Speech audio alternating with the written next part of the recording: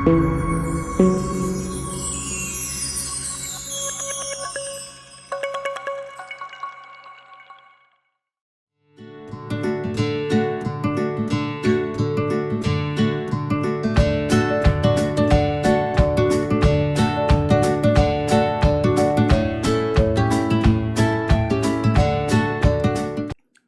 Students and viewers, आज Saturday है और हर सैटरडे कोशिश करता हूं, कई बार ऐसे होता है gap, but I am trying at my best to be present before you on every Saturday. अब देखिए, पिछली बार मैंने एक लेक्चर को अधूरा छोड़ा था, लेकिन आज के इश्यूज थोड़ा अलग हैं। टॉपिक तो वही है, लेकिन थोड़ा सा मैंने टॉपिक चेंज किया है। पीछे आपको याद होगा हमारा टॉपिक था पाकिस्तान की दशा एवं दिशा, पार्ट फर्स्ट। इसमें थोड़ा मैंने दशा इसलिए हटाया क्योंकि मुझे कुछ चीजें जोड़नी थी, उसका टाइटल बहुत लंबा हो जाता। तो पाकिस्तान की दिशा अयूब खान से इमरान खान तक, part 2। Trajectory of Pakistan Ayub Khan to Imran Khan, part 2। क्योंकि पीछे वाले लेक्चर में हमने पाकिस्तान के बेसिक पैराडॉक्सेस आपको बताए थे कि पाकिस्तान के बेसिक पैराडॉक्सेस क्या है, और फिर इस लेक्चर में हमें यह बताना है कि पाकिस्तान के पिछले 7 दशकों में उनके इन पैराडॉक्सेस के बीच गवर्नमेंट की पॉलिसी किस प्रकार चली और गवर्नमेंट का फेलियर कहाँ कहाँ है, जिसने इस पैराडॉक्सेस को बढ़ाया, उसे शांत नहीं किया। पाकिस्तान जितने पैराडॉक्सेस का सामना कर रहा था, India was facing almost the same situation. तो हम लोगों ने उसको दूसरे तरीके से टैकल किया था। कई मेरे बड़े ही इंक्विजिटिव माइंड वाले बच्चे हैं, एक दो काफ़ी ब्रिलियंट भी है, उन्होंने हमसे बातचीत के क्रम में क्वेश्चन किया कि सर, पाकिस्तान से पहले इंडिया क्यों नहीं। लेक्चर तो काफ़ी अच्छा है और पाकिस्तान के बारे में बहुत कुछ जानने और समझने का मौका मिला, लेकिन उसको इंडिया के बारे में पहले क्यों नहीं।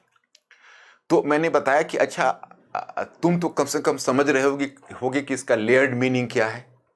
What is the layered meaning? मतलब हम पाकिस्तान के माध्यम से इंडिया को एक संदेश दे रहे हैं, अपने स्टूडेंट्स को कुछ संदेश दे रहे हैं। क्योंकि जो वर्ल्ड वाइड राइटिस्ट नेशनलिज्म का अपसर्ज हुआ है, राइटिस्ट नेशनलिज्म का मतलब दक्षिणपंथी राष्ट्रवाद, इसमें थोड़ी सी आक्रामकता आती है और लोग मिडल पाथ नहीं पसंद करते हैं। तो उसका ऑब्वियस है, बहुत सारे नेशंस पर इसका इम्पैक्ट है, तो इंडिया और खासकर हमारी नई पीढ़ी पर भी उसका प्रभाव आ रहा है।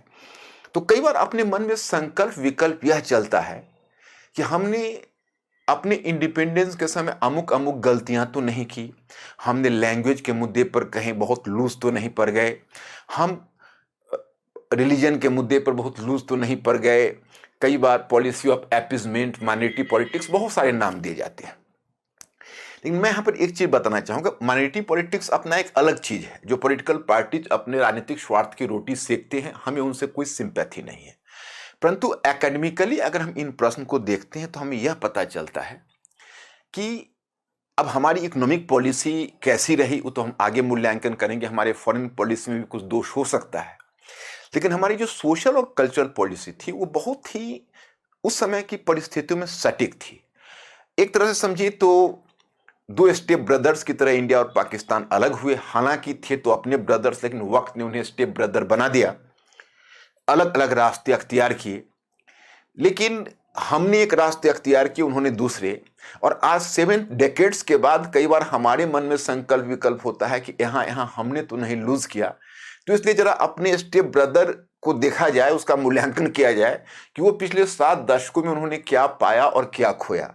तो अगर हम 7 दशक पहले अगर हमारा यह रूट होता तो हमारी क्या दिशा होती। तो वी कैन सिंपली इमेजिन। देखिए, हम याद है कि एक बार इरफान हबीब ने अपने सेमिनार के एक लेक्चर में कहा था कि वल्लभ भाई पटेल, कुछ लोग उन पर यह भी चार्ज करते हैं कि थोड़ा सा एग्रेसिव नेशनलिज्म में विश्वास करते थे, लेकिन ऐसी बात नहीं थी। जो फंडामेंटल पॉलिसीज थी उस पर जो सीनियर लीडर्स उस समय के थे उनका आपस में मतक था। तो वल्लभ भाई पटेल से once you can say one of the reputed industrialists of India who used to be very near to the Congress politics as well. So he inquired from him. उन्होंने क्वेश्चन पूछा कि अब तो पाकिस्तान का पार्टीशन हो गया है, अब तो इंडिया का जो बचा हुआ पार्ट है उसको तो हम लोग सेफली हिंदू राष्ट्र बना सकते हैं। इस पर उन्होंने कहा कि देखिए, अगर हमें इंडिया को एक हिंदू राष्ट्र बनाना होता तो हम जेल क्यों जाते, लाठियां क्यों खाते? Why should you go to jail? Why should you can say bear so many lathis and police atrocities? तो ये चीज़ दर्शाता है कि हमारे जो first generation of political leadership था, उन्होंने कुछ सोच के नीतियां अपनाई थी। अब देखिए ना, आपको बहुत सारे एग्जाम्पल्स, जैसे आपके एनसीईआरटी पुस्तकें हैं, उसका सही अभी तक यूज नहीं हो पाता है। I am just requesting you to go to the NCERT book and आप क्लास 12th के लेक्चर को देखिए। क्लास 12th में एनसीईआरटी बुक का सबसे लास्ट चैप्टर आपका है पोस्ट इंडिपेंडेंस एरा। उसमें ये लिंग्विस्टिक इशू है उस चैप्टर में एक, और ऑफिशियल लैंग्वेज को लेकर एक विवाद है, राजभाषा संबंधी विवाद। तो उसमें एक बड़ा ही इंटरेस्टिंग दृष्टांत दिया गया है कि आर.बी. धुलेकर एक मेंबर हैं, वो कॉन्स्टिट्यूएंट असेंबली में खड़े होकर स्पीच देते हैं कि भाई whosoever is sitting in this constituent assembly, how many of you are having the knowledge of this Hindi language? आप में से कितने लोगों को हिंदी की जानकारी है? और वो यूनाइटेड प्रोविंस के हैं, हिंदी बेल्ट के, और आप में से जो हिंदुस्तानी लैंग्वेज नहीं जानते हैं, वहां ये बैठने के अधिकारी कहाँ हैं? तो पूरी अफरा तफरी उसमें मच गई। पंडित जवाहरलाल नेहरू ने इंटरवीन किया और जो अध्यक्ष थे सभा के, उन्होंने कहा कि एक बातचीत में, you are not helping your cause. आप ऐसा बोलकर आप हिंदी का भला नहीं कर रहे। तो मतलब यहां लेसन लेना है कि किस प्रकार से, अब देखिए कितने सारे कॉन्ट्राडिक्शंस पाकिस्तान के साथ थे। इन्हीं कॉन्ट्राडिक्शन पर एक बार आप नजर डालें तो ये बात स्पष्ट हो जाएगी कि देखिए, ये उसमें था एक उर्दू बनाम क्षेत्रीय भाषा का प्रश्न। अब पाकिस्तान में के जो हुक्मरान थे, और संयोग ऐसा है कि पाकिस्तान में जो पहल की गई थी, या एक नेशन के रूप में मैं पिछले लेक्चर में बता चुका हूं, इसलिए जिन लोगों ने पिछले लेक्चर को नहीं सुना होगा, उनसे मेरा रिक्वेस्ट यह है कि पिछले लेक्चर को अवश्य देखें। उसमें basically it was initiated by whom? Muhajirs. तो ये मुहाजिर कौन थे? तो बेसिकली ये मुहाजिरियान टर्म बहुत ही एक पवित्र लोगों के लिए आया है, जो पैगंबर मोहम्मद के साथ मक्का से मदीना गया, और बाद में पार्टीशन के बाद, जबकि विभाजन में जनसंख्या का प्रवास कहीं भी इश्यू नहीं था, वो पार्ट नहीं था उसका, लेकिन हिंदू मुस्लिम जो राइट्स हो गए, जो बड़ा ही दुर्भाग्यजनक चीज हुई, तो वहां से बहुत सारे मुस्लिम जो पश्चिमी पाकिस्तान गए, वो मुहाजिर कहलाए, और वो सब बस गए सिंध में। और सिंध का जो कैपिटल कराची है, क्योंकि वो जिन्ना का बर्थ प्लेस भी था, और तब सिंध बम्बई का पार्ट हुआ करता था, तो टेक्निकली जिन्ना अपने आप को बम्बई का मानते थे, और बम्बई तो इंडिया में छूट गया था, तो उनकी कॉन्स्टिट्यूएंसी इंडिया में रह गई थी। लियाकत अली खां जिन्ना कायदे आजम जिन्ना थे, पहले उसका गवर्नर जनरल का पोस्ट उन्होंने क्रिएट किया था, उस पर वो आसीन हुए थे, और उनकी जो लेफ्टिनेंट थे लियाकत अली खान, वो प्राइम मिनिस्टर थे, और वो यूनाइटेड प्रोविंस से गए थे, तो उनकी भी कॉन्स्टिट्यूएंसी इंडिया में ही छूट गई थी। और उन्होंने, और इन तत्वों ने जाकर वहां पर उर्दू भाषा की बात की। मैंने पहले ही आपको बताया कि बहुत पश्तो वाले थे, जो पख्तूनिस्तान से थे, जो उसमें नॉर्थ वेस्ट फ्रंटियर प्रोविंस कहलाता था, या सिंधी लैंग्वेज। बल्कि आपको आश्चर्य होगा कि अभी अगर मैं पूछूं कि अच्छा, भारत का लिंग्विस्टिक स्टेट, यानी भाषा के आधार पर गठित पहला प्रांत कौन है, तो आप कहेंगे आंध्र प्रदेश उस समय। अब आंध्र प्रदेश क्योंकि 1953 में एजुकेशन के बाद क्रिएट हुआ, उसका स्टेट रिऑर्गेनाइजेशन कमीशन ने तो 1956 में लिंग्विस्टिक स्टेट्स को एक्सेप्ट कर लिया। लेकिन इस बात पर लोगों का ध्यान नहीं है कि सबसे पहला लिंग्विस्टिक स्टेट इंडिया पाकिस्तान को मिलाकर सिंध था, क्योंकि सिंधी लोगों ने अपनी भाषाई पहचान के आधार पर 1936 में अपने आप को बम्बई से अलग की थी। और जबरन जिन्ना और ये जो मुहाजिर्स लोग थे, जिसमें बाद में पंजाबी भी शामिल हो गए, हालांकि उनका लैंग्वेज पंजाबी था, लेकिन पंजाबी और मुहाजिर्स ने मिलकर पाकिस्तान एक सेंट्रलाइज स्ट्रक्चर की परिकल्पना की, और उन्होंने चाहा कि यही लैंग्वेज हम सब पर थोपें। तो विरोध तो सबसे हुआ, सिंध ने भी पहले विरोध किया, बाद में जब मैं आपको बताऊंगा, जब जुल्फिकार अली भुट्टो आए, तो सिंध से होने के बाद उन्होंने सिंधी पहचान को लॉस्ट करके पाकिस्तानी पहचान को बढ़ावा दिया। लेकिन पहले उनका जो जीएम सईद थे, या उससे पहले जो सिंधी लीडर्स थे, तो उन लोगों ने सिंधी लैंग्वेज की बात उठाई थी, एक पश्तो लैंग्वेज की किसी ने बात उठाई, और उसी क्रम में सबसे ज्यादा विरोध आया पूर्वी पाकिस्तान से, जिसको कहते हो वर्तमान में बांग्लादेश और उस समय पूर्वी पाकिस्तान था। वहां तो बिल्कुल था अमार सोनार बंगला, उसका नेशनल मूवमेंट का स्लोगन ही बना। तो वो वहां पर जिन्ना पहले ही गए थे पार्टीशन के बाद और जाकर कहा था कि आप जितनी जल्दी बांग्ला भाषा सीख लें उतना बढ़िया है, उतना अच्छा है। तो माने it is better for you, you will just learn sorry, if you learn Urdu as early as possible, that is better. You will learn sooner, that is better. मतलब आप बांग्ला भाषा छोड़ के उर्दू भाषा को सीख लें, क्योंकि उर्दू ही हमारी ऑफिशियल लैंग्वेज है, वही ऑफिशियल लैंग्वेज होगी। और उसके समानांतर आप श्रीलंका को देखिए, श्रीलंका ने, सिंहली ने जबरन सिंगला भाषा 1956 में लागू किया तो तमिल लोगों में अलगाववाद आया।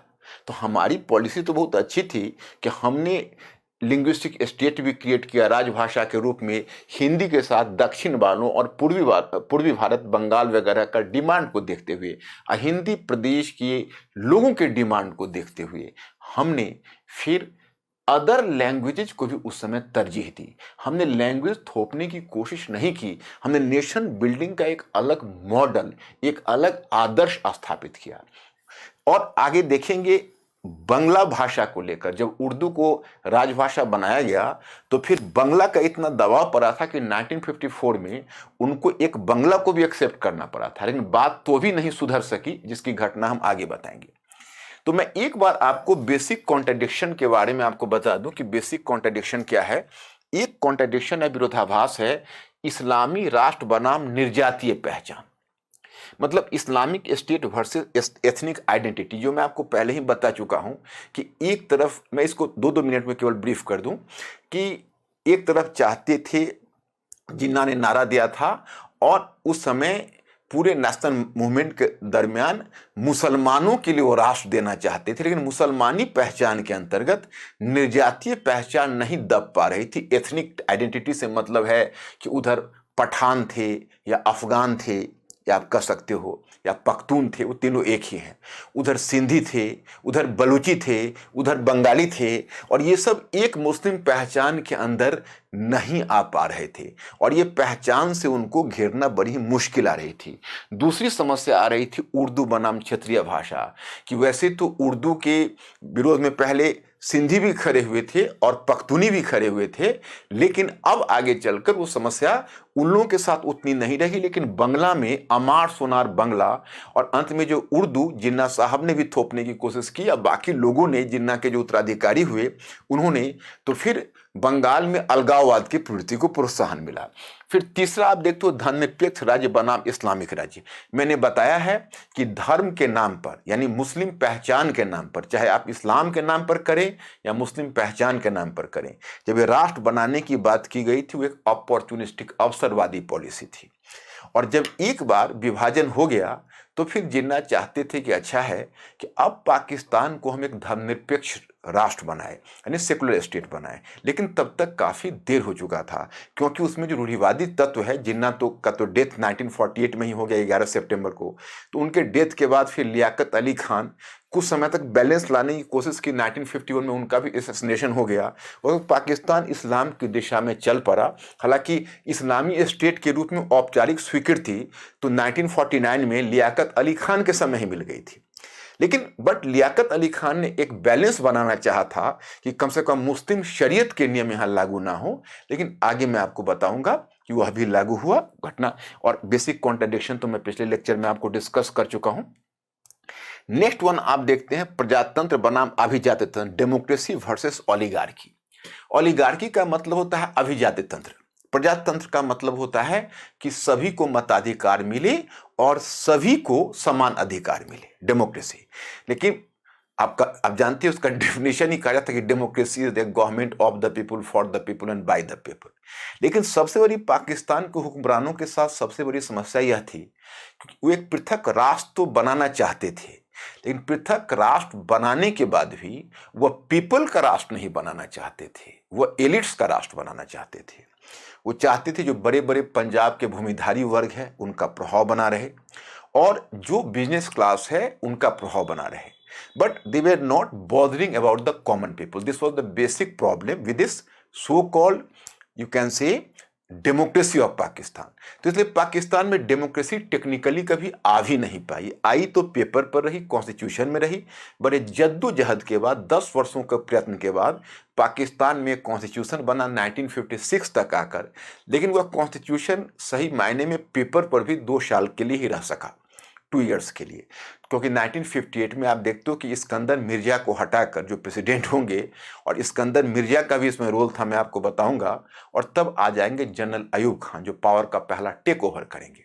तो ये चल नहीं पाना है, क्योंकि पहले से ही आपने पूरे नेशनल मूवमेंट के दरमियान सर सैयद अहमद खान से लेकर और मोहम्मद अली जिन्ना तक का एक ही मांग थी कि हिंदू मेजॉरिटी रहते हुए भी हमारे विशेषाधिकारों की स्वीकृति हो.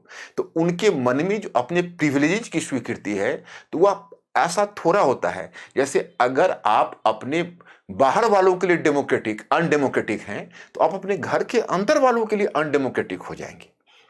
अगर आप अपने सर्वेंट्स के प्रति कैलश हैं, तो आप अपने मेंबर्स ऑफ द फैमिली के प्रति भी हो जाएंगे, क्योंकि डेमोक्रेसी एक एटीट्यूड ऑफ माइंड है, तब फिर सिस्टम है. जब एटीट्यूड ऑफ माइंड ना हो तो सिस्टम फिर कैसे बनेगा. कांग्रेस में आप देखिए, कांग्रेस में पार्टी की बात नहीं कर रहा, आई एम जस्ट सीकिंग पार्डन की कुछ लोग ये गलतफहमी में मत पड़ना कि हम इस कांग्रेस, ये वर्तमान कांग्रेस जो है उसकी मैं बात कर रहा हूं. I am talking in terms of Congress movement. ये ठीक है कि चुनाव नहीं होता था, लेकिन जो कैंडिडेट चुने जाते थे वह कैंडिडेट को चयन में इस बात का ध्यान रखा जाता था कि हर कम्युनिटी से कैंडिडेट्स हों, हर रीजन से हो. कांग्रेस का सेशन हर रीजन में होता था, हर भाषा को स्वीकृति मिले और कोई भी प्रस्ताव बहुमत से पारित हो. ये कांग्रेस का कल्चर शुरू से था. तब जब नेशन बिल्डिंग की बात आई तो कांग्रेस ने उस कल्चर को अपनाया. कांग्रेस एज ए मूवमेंट हथियार उठाने में विश्वास नहीं किया, बल प्रयोग में विश्वास नहीं किया, लीग की तरह उसने नारा नहीं दिया, डायरेक्ट एक्शन, कलकत्ता किलिंग में उसने हाथ नहीं डाला.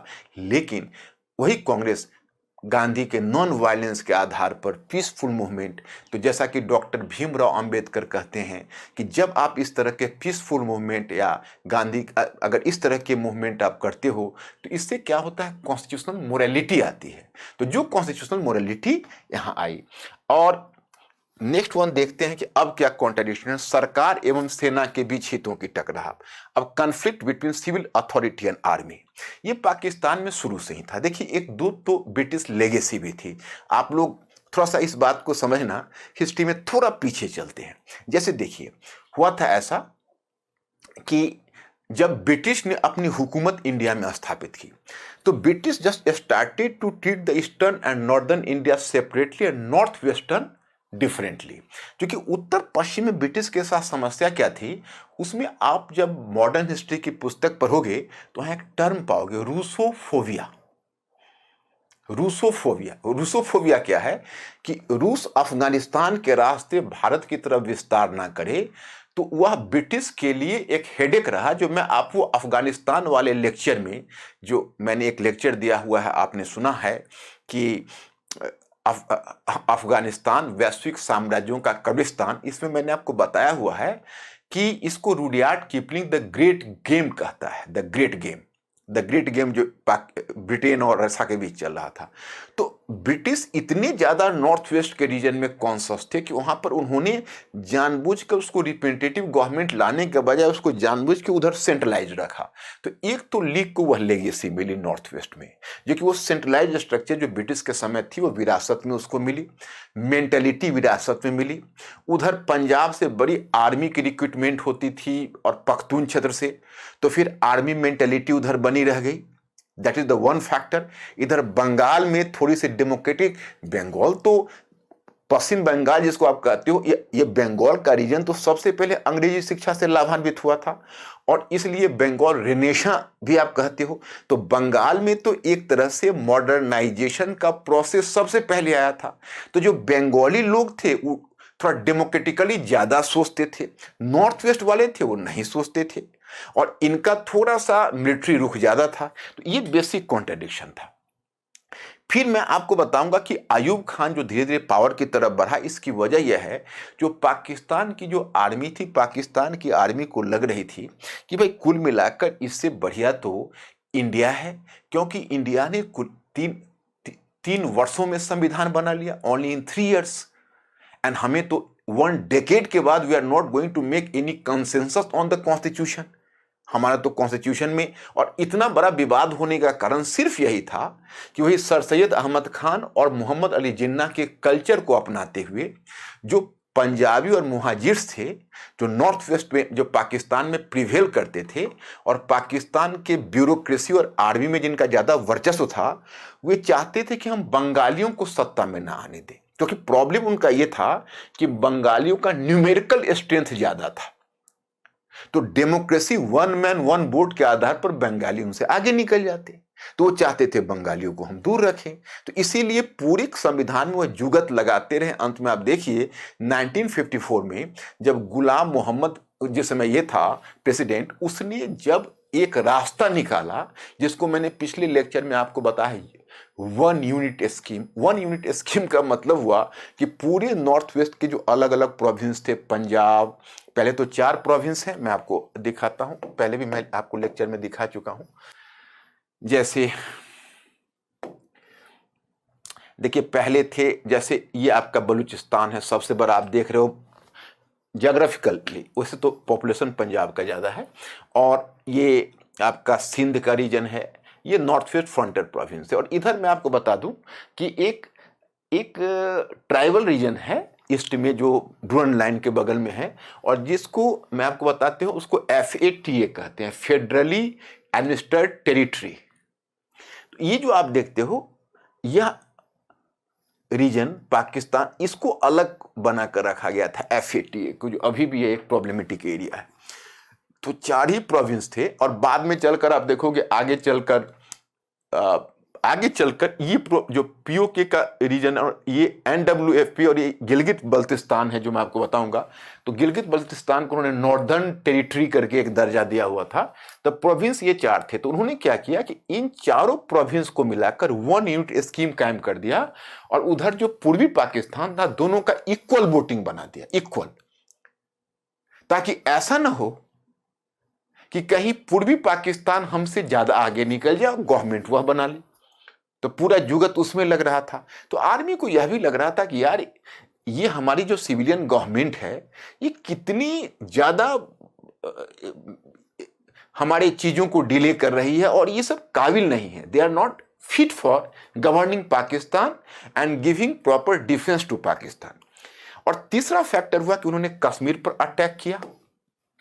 तो जो कश्मीर पर जब उन्होंने अटैक किया तो उसमें क्या हुआ कि बेसिकली ये जो रीजन आप देख रहे हो, ये रीजन, तो ये पर जब उन्होंने अटैक किया तो उसमें वहां पर कुछ अफगान मुजाहिदीन थे, जो अफगान जो पख्तून से आए थे, और पाकिस्तानी आर्मी उनको बैकिंग कर रही थी, और दोनों ने मिलकर कश्मीर पर अटैक किया। तो अटैक करने के बाद जब बातें खुलने लगी, इंडियन आर्मी एडवांस करने लगी, जब मामला UNO वगैरह में जाने लगा, तो लियाकत अली खान जो प्राइम मिनिस्टर थे, जो 1951 तक रहे, जिन्ना का इसी बीच डेथ हो गया था, तो लियाकत अली खान उसमें डिफेंस मिनिस्टर भी थे। तो लियाकत अली खान ने कहा कि नहीं, हम कहां, हम तो कहीं नहीं हैं, ये तो मुजाहिदीन लोगों ने ऐसा किया हुआ है। और तब तक इंडिया ने 2/3 क्षेत्र से पाकिस्तान को खदेड़ दिया था। तो वहां पर एक तरह से पाक सेना को भी पीछे हटना पड़ा, और पाकिस्तान के बड़े बड़े अधिकारी थे वो अपने पूरे जान जोखिम में लेकर उसमें लगे हुए थे, और कोई भी क्रेडिट उन्हें नहीं मिला, बल्कि लियाकत अली खान ने डर से यह श्रेय मुजाहिदीन को दे दिया। ये बात चुभ गई पाकिस्तान के आर्मी ऑफिसर्स को कि जो पाकिस्तान के सिविल गवर्नमेंट है वो कमजोर है, वीक है, they are quite unable to give the proper security to Pakistan. तो ये उनके दिमाग में ये बातें कहीं ना कहीं बैठ गई, और यह आगे उनको हेल्प किया किन्हें, तो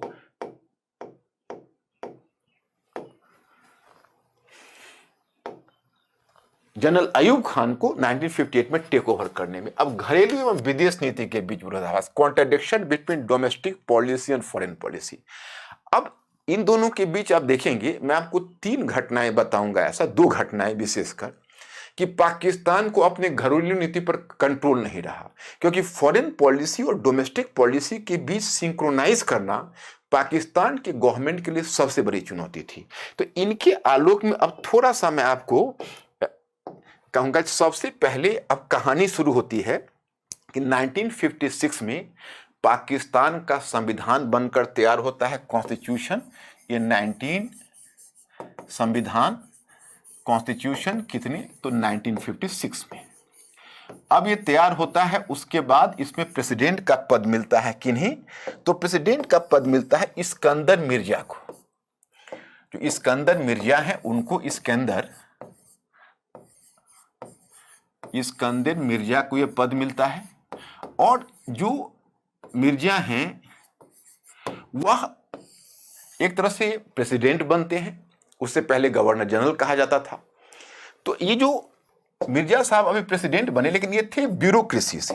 तो ये ब्यूरोक्रेसी से थे, तो इनको सिविलियन गवर्नमेंट से नफरत थी। इन्होंने ही अयूब खान को जनरल बनाया और अयूब खान को इन्होंने प्रमोट किया, पुश किया कि आप आगे आओ और हम और आप मिलकर पाकिस्तान को रूल करते हैं। लेकिन जो अयूब खान है वो इनसे भी स्मार्ट निकला। 1958 में एक तरह से उसने मिलिट्री टेक ओवर किया। जो पहला ये अयूब खान सबसे पहले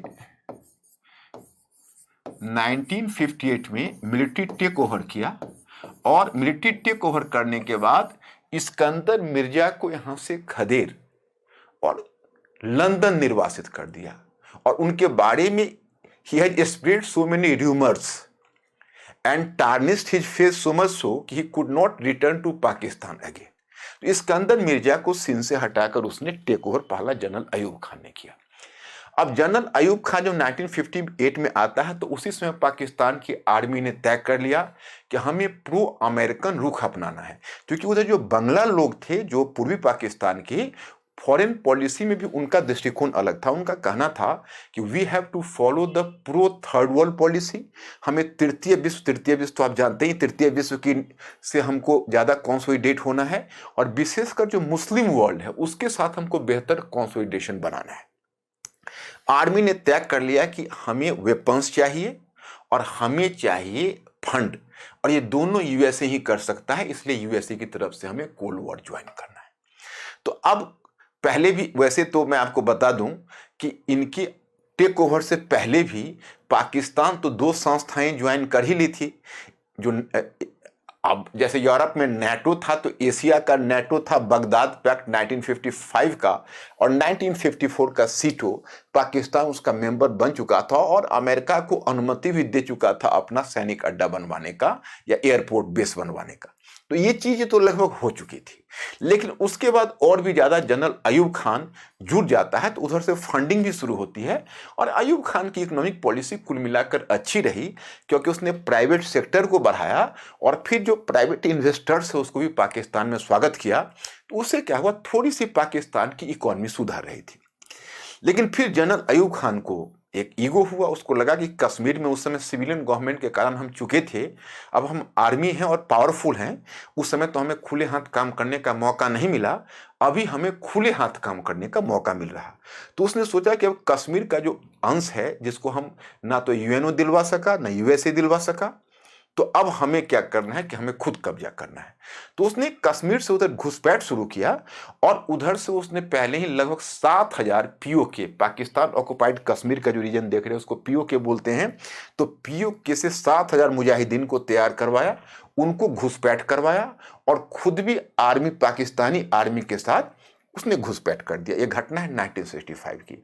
और उसको चूंकि अमेरिका से लेटेस्ट वेपन मिला था, जैसे अजय पैटर्न टैंक था या जेट था, तो ये इस कारण से एक एयरफोर्स भी उसका एक्टिव था, तो वो उस आधार पर इंडिया पर अटैक कर दिया। और उसे 2 विश्वास था। एक विश्वास यह था कि जिस समय हमारी आर्मी और मुजाहिदीन इंडियन ऑक्युपाइड, उसको तो इंडियन ऑक्युपाइड कश्मीर कहते हैं, हम लोगों के लिए, हम लोग उसको एक कश्मीर कहते हैं, और लेकिन वो लोग तो उसको इलीगल मानते हैं। तो वो कहते हैं कि भाई इंडिया ने जो कब्जा कर रखा है वो कश्मीर के जो लोग हैं वो रिवोल्ट कर देंगे, जिस समय हमारे मुजाहिदीन और आर्मी पहुंचेगी और पूरा कश्मीर अपनी मुट्ठी में होगा।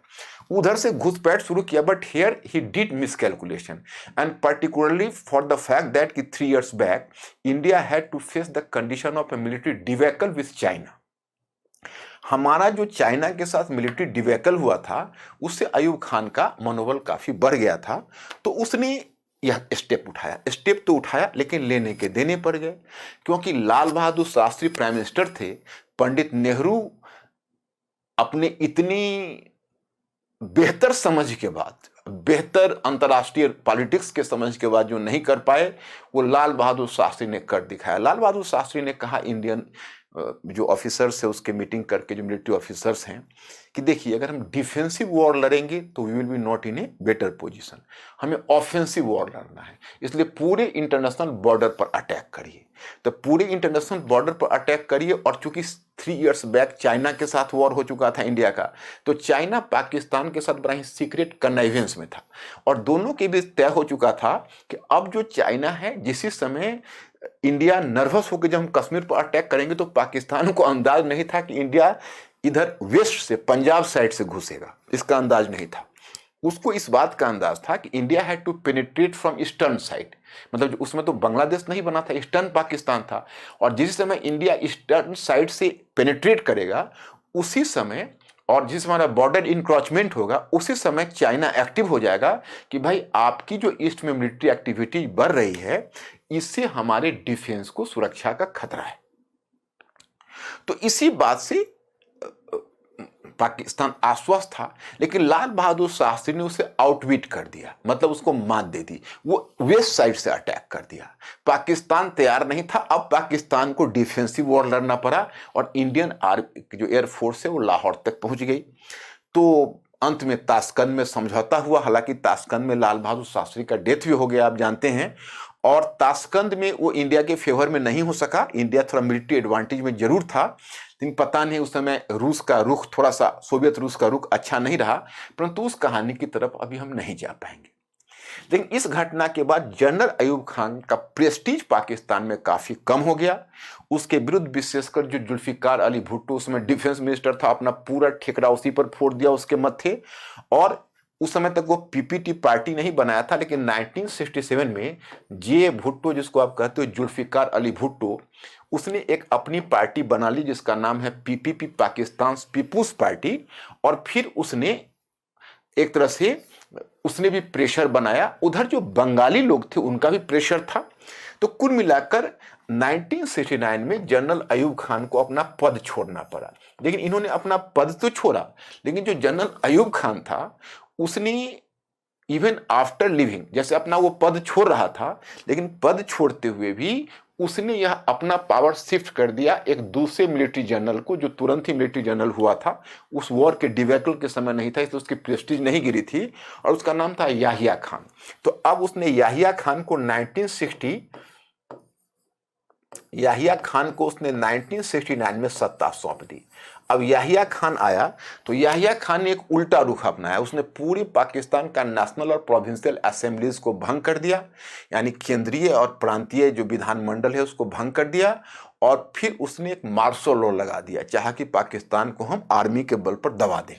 लेकिन उस समय तक इतना स्केलेट हो चुका था, खास के ईस्ट में जो बंगाल के लोग थे वो लोग काफ़ी अग्रेसिव हो गए थे, और बाकी जगहों पर भी इस बात की प्रतिक्रिया हो रही थी। 1 यूनिट स्कीम के विरुद्ध भी प्रतिक्रिया हो रही थी कि भाई 1 यूनिट स्कीम नहीं चलेगा। जो बंगाली लोग हैं उनका कहना है कि आप हमारा पॉपुलेशन को कैसे अवहेलना कर सकते हो। अंत में याहिया खान को झुकना पड़ा, और याहिया खान को झुकने के बाद तब इन्होंने क्या किया, तो याहिया खान ने एक निर्णय लिया। 1970 में पाकिस्तान का पहला आम चुनाव हुआ, the first elections in Pakistan in 1970s। Elections in Pakistan कब हुआ? 1970 में। हमारे यहाँ भारत में पहला चुनाव कब हुआ था? 1952 में। 1952 में हमारे यहाँ पहला आम चुनाव हुआ था। पाकिस्तान में पहला आम चुनाव कब हुआ? 1970s में। और इसमें एक चीज़ उन्होंने यह की थी कि 1969 में ही याहिया खान बंगाली लोगों के दबाव को देखते हुए, पूर्वी पाकिस्तान के दबाव को देखते हुए 1 यूनिट स्कीम को रद्द कर दिया था।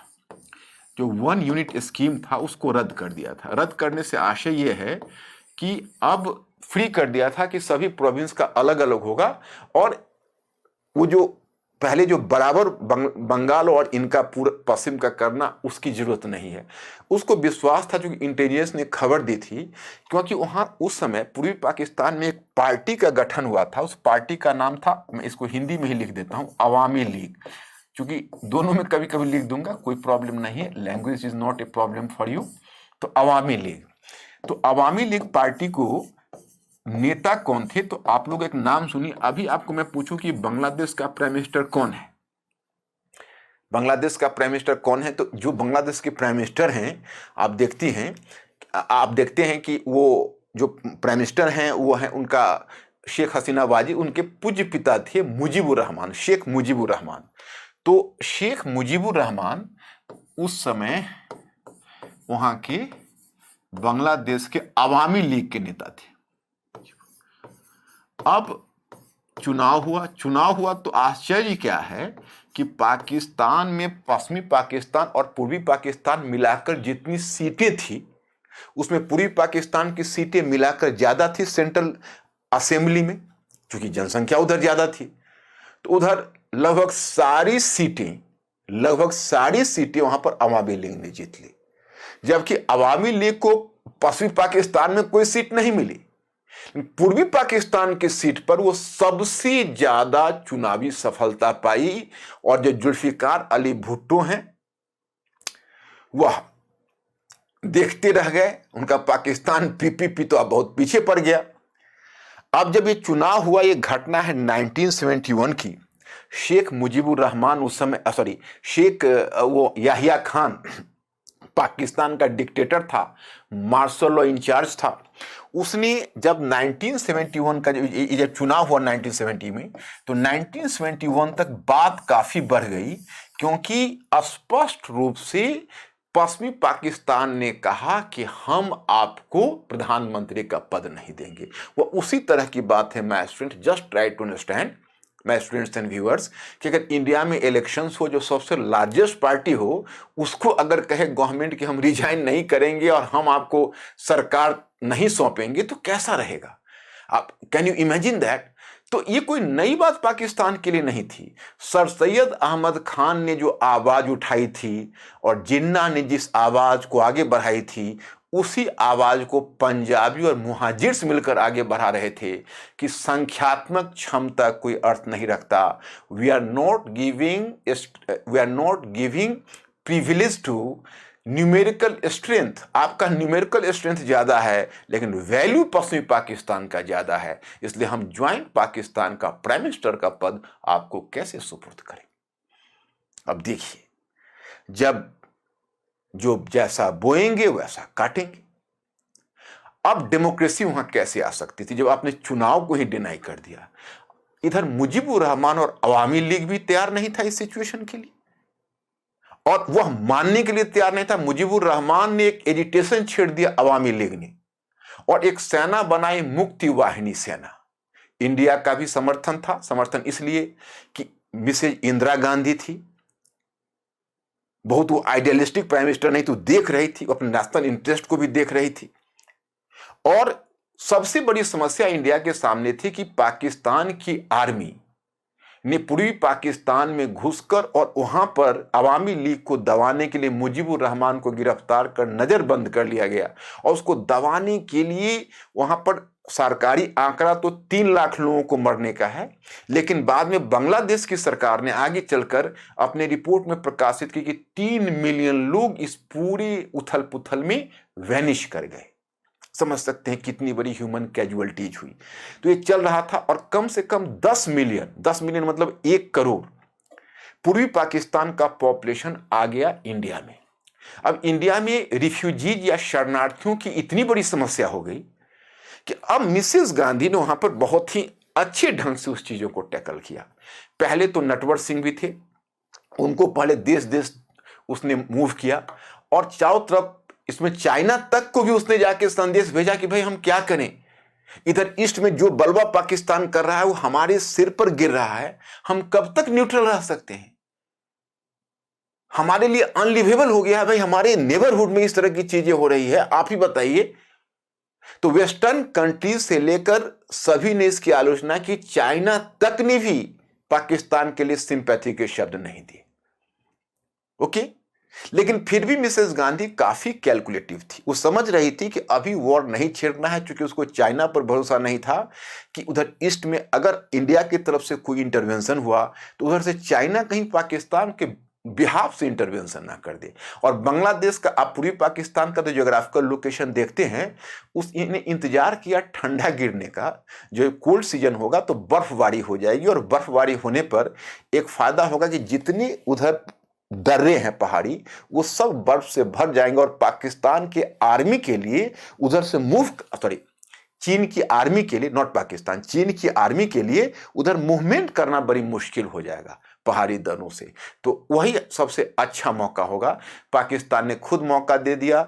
अचानक से दिसंबर के बिगनिंग में, संभवतः 3 दिसंबर को अचानक से पाकिस्तान के एयरफोर्स ने इंडिया के महत्वपूर्ण लोकेशन पर अटैक करके इंडिया को एक कॉज दे दिया, और इंडिया को ये भी मिला, सोचा कि अचानक से अटैक करते हैं, बहुत ज़्यादा हम डिवास्टेट कर देंगे इंडिया को, लेकिन वैसा उसकी कोई चाल चली नहीं, क्योंकि इंडिया पहले से ही तैयार था, और उसने बड़ी आसानी से इंडिया ने उसको कम्बैट कर दिया। और फिर इंडिया ने वॉर छेड़ दिया तो लगभग 11 दिनों तक यह वॉर चले थे। अमेरिका भी नर्वस था यूएसए, क्योंकि यूएसए आफ्टर ऑल पार्टनर था उसका, पाकिस्तान का, और C2 और सेंट्रो में। तो जब ये चीजें हुई थी, उधर चाइना भी पाकिस्तान से सिंपैथाइज कर रहा था, और यूएसए भी, और इंडिया तो नॉन अलाइनमेंट की बात कर रहा था। तो मिसेस गांधी ने उसमें एक बड़ा ही स्ट्रॉन्ग नेशनल डिसीजन लिया। This is a matter of surprise for everybody. Indira Gandhi ने 1971 में सोवियत रूस के साथ 20 वर्षों की संधि कर ली, 20 ईयर्स। और एक तरह से कहने के लिए तो पीस एंड क्या कहोगे, शांति और मैत्री की संधि थी, लेकिन इसके पीछे कहीं ना कहीं एक स्ट्रेटेजिक अलायंस भी था, भले ही उसका नाम दिया जाए ना। तो जिस समय यूएसए ने अपने एक न्यूक्लियर मिसाइल, इतना तक कि उसने, यूएसए के निक्सन प्रेसिडेंट थे, उन्होंने कहा कि हम न्यूक्लियर ऑप्शन का यूज करेंगे। तो इधर सोवियत रूस का न्यूक्लियर अम्ब्रेला इंडिया को मिल रहा था, तो मतलब मिला जुलाकर अच्छा बैलेंस हो गया इस घटना से 1971 के बाद। अब इसमें याहिया खान की प्रतिष्ठा इतनी गिर गई कि अब याहिया खान ने पहले मार्शल लॉ ऑफिसर बनाया जुल्फिकार अली भुट्टो को, फिर जुल्फिकार अली भुट्टो बने प्रेसिडेंट, याहिया खान की सरकार गिर गई, और फिर पाकिस्तान में एक बार पाकिस्तान को कुदरत ने एक और मौका दिया, और यह मौका था 1973 में पाकिस्तान को डेमोक्रेसी फिर एक बार रिस्टोर हुई। अब देखिए पाकिस्तान आगे डेमोक्रेसी को संभाल पाता है या नहीं। ये डेमोक्रेसी क्या थी? तो ये डेमोक्रेसी पीपीपी, जो पाकिस्तान पीपीपी, पाकिस्तान पीपुल्स पार्टी के नेतृत्व में 1973 में, पहले तो अभी तक देखो 3 कॉन्स्टिट्यूशन आ गए। एक कॉन्स्टिट्यूशन आए 1956 में, दूसरे कॉन्स्टिट्यूशन आए 1962 में, और तीसरे कॉन्स्टिट्यूशन आए 1973 में। ये जो तीसरा, ये संविधान है, पहला, दूसरा और तीसरा।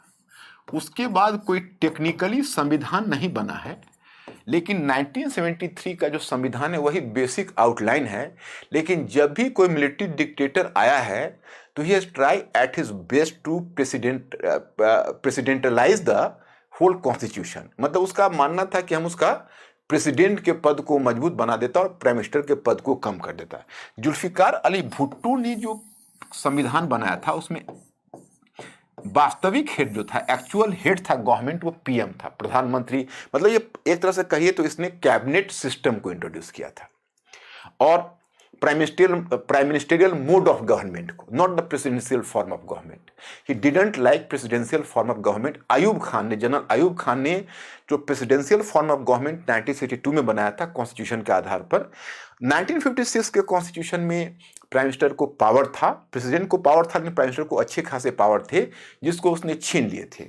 जुल्फिकार अली भुट्टो ने फिर एक बार prime minister based prime ministerial form of government को रिस्टोर किया और उसने एक बहुत अच्छी शुरुआत की। एक डेमोक्रेसी का एक बड़ा अच्छा मौका पाकिस्तान को मिला था और उसने 1973 में नारा दिया सोशलिज्म का। वो अपने आप को सोशलिज्म का नारा दिया, सोशलिज्म समाजवाद, मतलब समाजवाद का नारा दिया। लेकिन कहीं ना कहीं जुल्फिकार अली भुट्टो के मस्तिष्क में यह बात आ गई कि अगर पाकिस्तान में सोशलिज्म को बढ़ाना है तो हमें कम से कम पाकिस्तान के सोशलिज्म, तो चलिए एक तरह की बात हुई जिसमें कि हम कई लोगों को इन्वॉल्व करेंगे, उलेमाओं को इन्वॉल्व करेंगे, जिसमें गरीबों का कल्याण की बात होगी, जो वंचित शोषित लोग हैं उनके हमें समर्थन मिलेंगे। लेकिन पाकिस्तान में दो कारणों से उसने इस सोशलिज्म के साथ एक और टर्म जोड़ दिया। वो टर्म था इस्लामिक सोशलिज्म। इस्लामिक, अभी इस्लामिक टर्म दो कारणों से जोड़ा। एक तो जन समर्थन, उलेमाओं का, रूढ़िवादी तत्वों का लोगों पर इतना गहरा इम्पैक्ट था कि वो जानता था कि हमें जन समर्थन मिलेगा, उसमें उलेमाओं का समर्थन पहले चाहिए और जो कट्टरपंथी तत्व हैं उनका समर्थन चाहिए। दूसरा कि जैसा कि आप देखते हैं कि हम आपको यह बताना चाहते हैं कि एक और भी फैक्टर इसमें काम कर रहा था कि उसको लग रहा था कि देखिए यह जो आप देख रहे हो उसका सबसे बड़ा हेडेक पाकिस्तान के हुक्मरान का ये तथाकथित नॉर्थ वेस्ट फ्रंटियर प्रोविंस था, जो अपने आप को उत्तर पश्चिम सीमा प्रांत भी कहना पसंद नहीं करता। वो अपने आप को कहना पसंद करता, एक खास टर्म यूज करता था, पख्तूनिस्तान। अब बाद में खैर एक कॉम्प्रोमाइज हुआ है तो उसका नाम बदला है, आपको पता ही होगा। लेकिन उसका उस समय वो अपने आप को नॉर्थ वेस्ट फ्रंटियर प्रोविंस कहना पसंद नहीं करता था। तो अब वहां पर चूंकि देखिए, अब वहां पख्तून जनसंख्या, जिसको पठान जनसंख्या कहते हो, अफगानिस्तान में लगभग 42% थी और 15% पाकिस्तान में थी। तो अब ये बार बार मांग करते थे 42 और 15 जुड़ के एक अलग राष्ट्र बन जाए। तो अब ये इनकी जो पख्तून पहचान थी, इस पहचान को तोड़ने के लिए पाकिस्तान ने और जुल्फिकार अली भुट्टो ने इस्लामी तत्व पर बल दिया कि हम इस्लाम के माध्यम से पख्तूनी लोगों को बांटेंगे और एक खास पख्तूनी को इस्लाम के माध्यम से पाकिस्तान से जोड़ेंगे। तो वो उनका एक काउंटर मेजर था पख्तून नेशनलिज्म के अगेंस्ट में। लेकिन यह दो धारी तलवार सिद्ध हुई, डबल एज स्वॉर्ड। मतलब जो हथियार आप चलाएंगे तो उसका रिपरकशन तो आपको भी झेलना पड़ेगा। तो कुछ वही हुआ पाकिस्तान के साथ। तो एक तरह से पाकिस्तान का वास्तविक इस्लामीकरण तो जनरल जियाउल हक ने किया, लेकिन यह उसकी नींव तैयार कर दिए थे जुल्फिकार अली भुट्टो ने। अब 1970s में इधर जुल्फिकार अली भुट्टो हैं, इंडिया में इधर इंदिरा गांधी है। उसी समय इंदिरा गांधी संगठन कांग्रेस से लड़ने के क्रम में समाजवाद का नारा दे रही थी, 20 सूत्री कार्यक्रम ला रही थी और जुल्फिकार अली भुट्टो इस्लामी समाजवाद की बात कर रहे थे, लेकिन इस्लामिक शब्द वहां था। इंदिरा गांधी धर्मनिरपेक्षता की बात कर रही थी। भारतीय संविधान में उसने समाजवाद और धर्मनिरपेक्षता नामक शब्द कॉन्स्टिट्यूशनल 42nd अमेंडमेंट, जो आप लोग पढ़ते हो इंडियन कॉन्स्टिट्यूशन में, उसने स्पष्ट रूप से जुड़वाया और इधर इन्होंने धर्मनिरपेक्षता का ही गला घोट दिया और इस्लामिक सोशलिज्म का नारा दिया। तो इधर दोनों के बीच चल रही है। अब क्या है कि इधर इंडिया में 2 वर्ष डेमोक्रेसी का डिसरप्शन है। तो इंडिया में 1975 और 77 में आप जानते हो कि यही समय है कि इंदिरा गांधी का 1 मैन रूल, या जिसको आप कहोगे इमरजेंसी एरा, वह शुरू होता है जब इंदिरा संजय इसके जब कहर टूटते हैं और फिर डेमोक्रेसी का यहाँ भी कुछ समय के लिए गला घोटने की कोशिश की जाती है। लेकिन इंडिया के अवाम ने इस चीज को एक्सेप्ट नहीं किया। जुल्फिकार अली भुट्टो ने 4 इयर्स को झेला, लेकिन इस 4 वर्ष में जुल्फिकार अली भुट्टो को एक समस्या का सामना करना पड़ा और उसी समय जिस समय बांग्लादेश अलग हुआ तो खरबूजे को देखकर ही खरबूजा रंग पकड़ता है, इधर बलूची विद्रोह शुरू हो गया। और ये पहला बलूचियों का अभी भी चल रहा है बलूचिस्तान में। इन बलूचियों का जो पहला अपसर्ज हुआ है वो 1973 से 74 के बीच हुआ है। उसके लिए इसने बहुत सारे तिक्रम लगाए, डिवाइड एंड रूल की पॉलिसी भी अपनाई, बांटने की भी कोशिश की बलूची ट्राइब्स को, बहुत सारी कोशिश जुल्फिकार अली भुट्टो ने की। अब 1977 में पाकिस्तान में एक चुनाव हुआ। 1977 में पाकिस्तान में चुनाव हुआ। तो ये जो चुनाव हुआ पाकिस्तान में, तो इस चुनाव को आप देखेंगे तो you are just going to observe the one thing कि इस चुनाव में जुल्फिकार अली भुट्टो ने एक तरह से बूथ कैप्चरिंग करवाई। That was the rigging of the votes की रिगिंग हुई, दबाया गया। अब ऑपोजिशन पार्टी ने हल्ला मचाया कि ये फेयर इलेक्शंस नहीं है, दैट इज रॉन्ग। इसका फायदा जनरल जियाउल हक ने उठा लिया और 1977 में you will be surprise to know कि 1977 में आप देखेंगे कि अब जनरल जियाउल हक ने, चूंकि वैसे भी भुट्टो के अगेंस्ट में एजिटेशन शुरू हो गया और भुट्टो ने कुछ समय के लिए उसने मार्शल लॉ लगा दिया। तो भुट्टो जिस समय लोगों के जनमत को दबाने के लिए मार्शल लॉ लगा दिया तो जनरल जियाउल हक ने आकर टेक ओवर कर लिया। और आपको आश्चर्य होगा कि पाकिस्तान में 3 मिलिट्री रूल हुए और मिलिट्री रूल के समय लोगों का प्रोटेस्ट नहीं हुआ।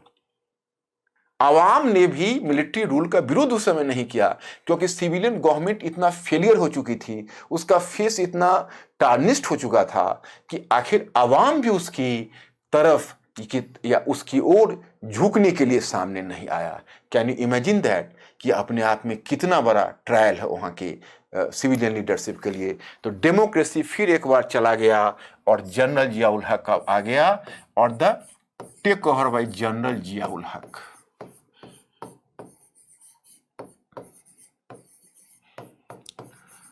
अब ये जनरल साहब आए, अब इन्होंने कंप्लीट इस्लामाइजेशन किया।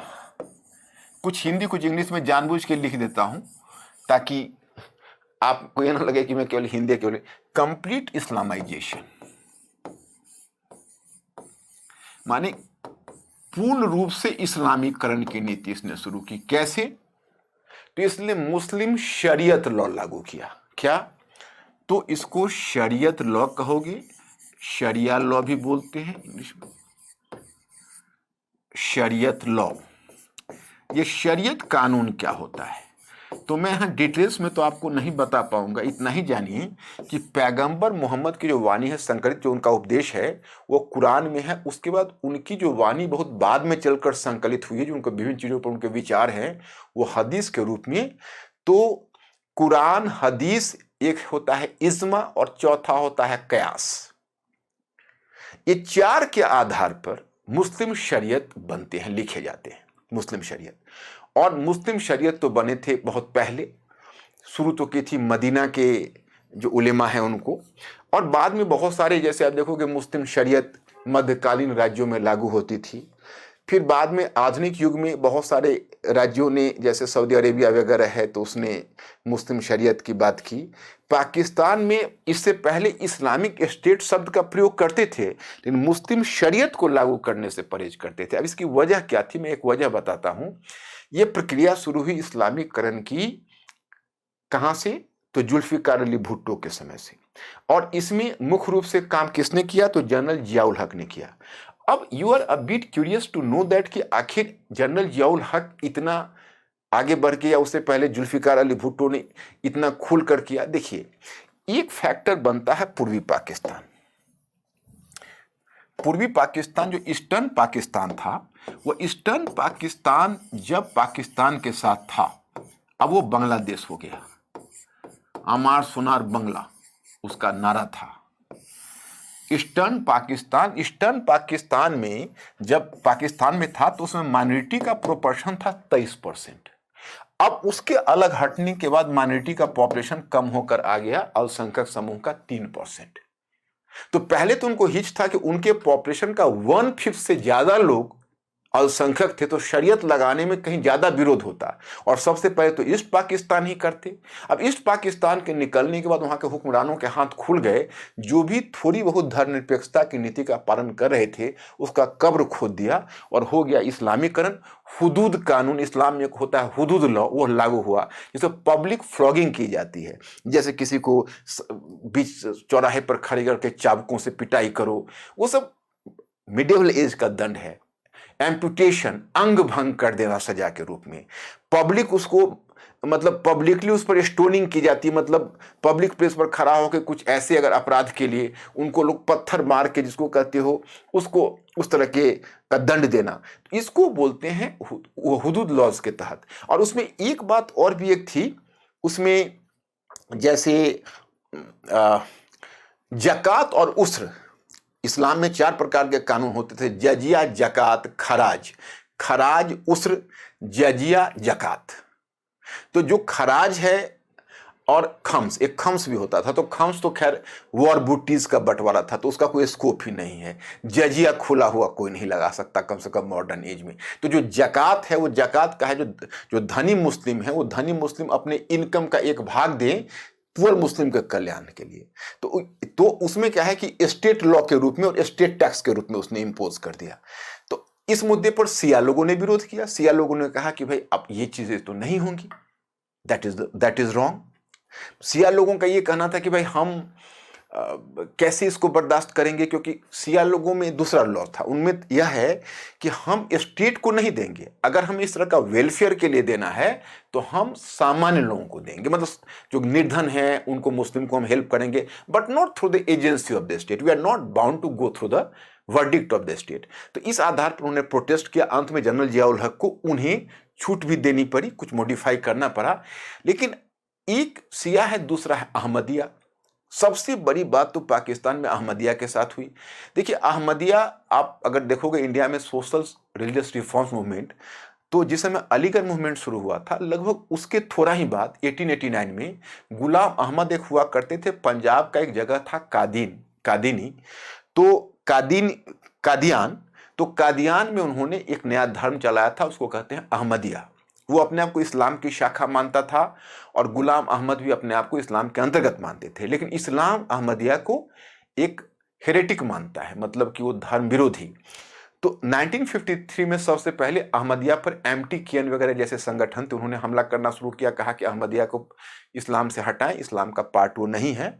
और फिर जुल्फिकार अली भुट्टो ने उन्हें खुश करने के लिए 1974 में, देखिए जो जनरल जियाउल हक ने किया है उसका बेस वर्क पहले जुल्फिकार अली भुट्टो ने ही तैयार कर दिया था, जो अपने आप को सेकुलर कहते हैं, और वो डेमोक्रेटिक गवर्नमेंट ने कर दिया था, उसी को जनरल जियाउल हक ने और भी आगे बढ़ा दिया।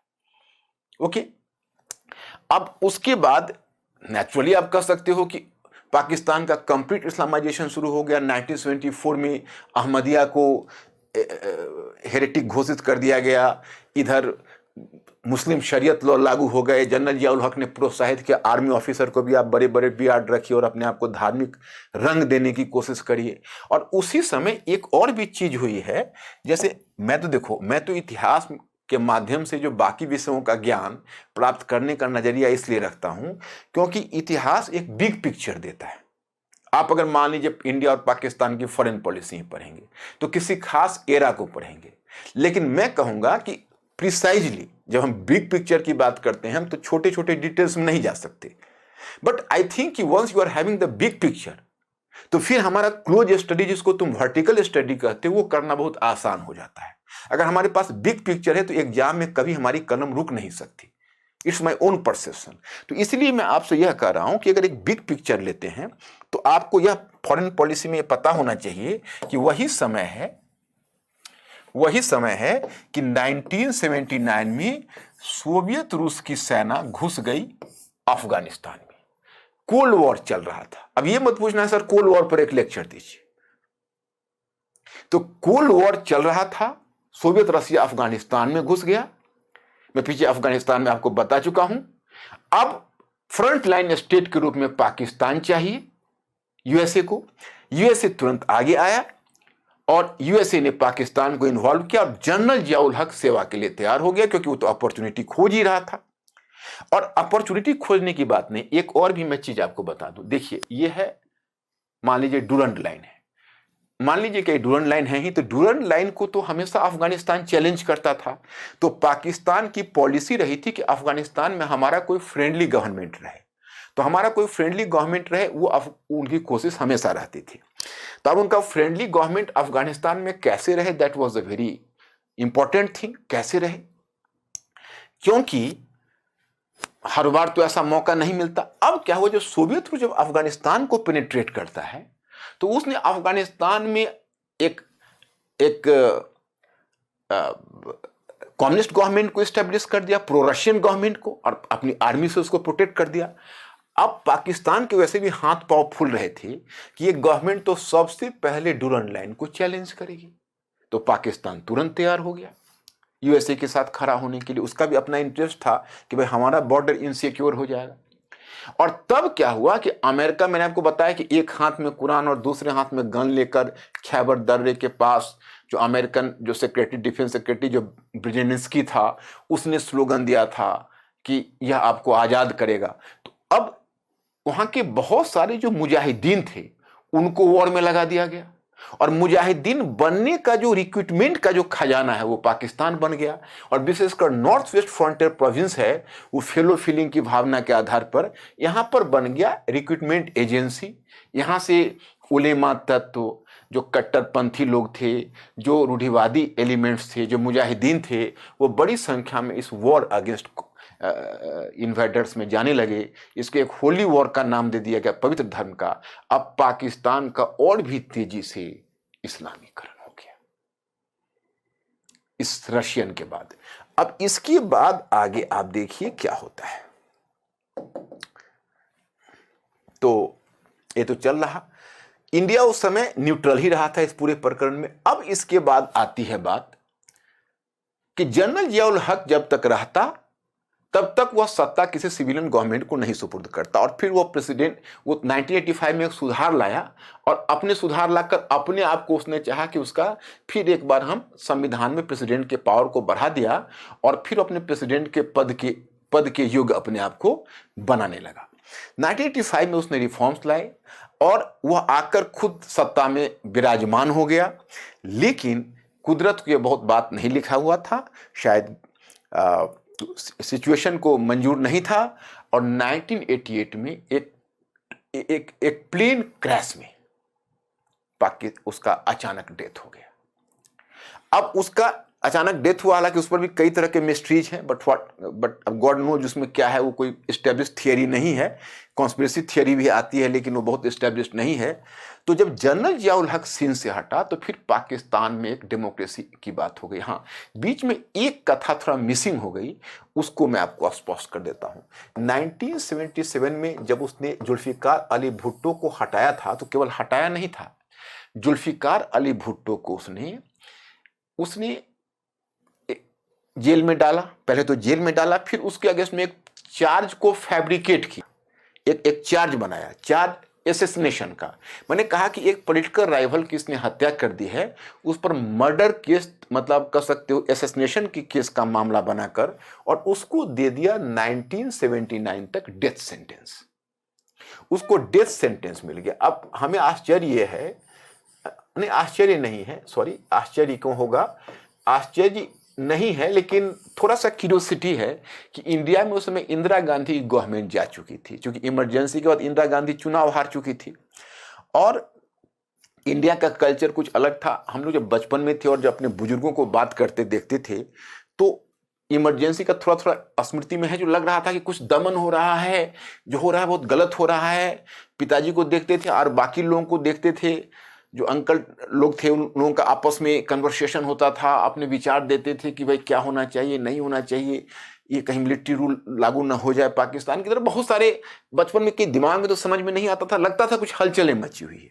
फिर एक दिन पता चला चुनाव हुए, हम लोग उत्साहित हुए, अच्छा चुनाव हो रहा है, बच्चे थे।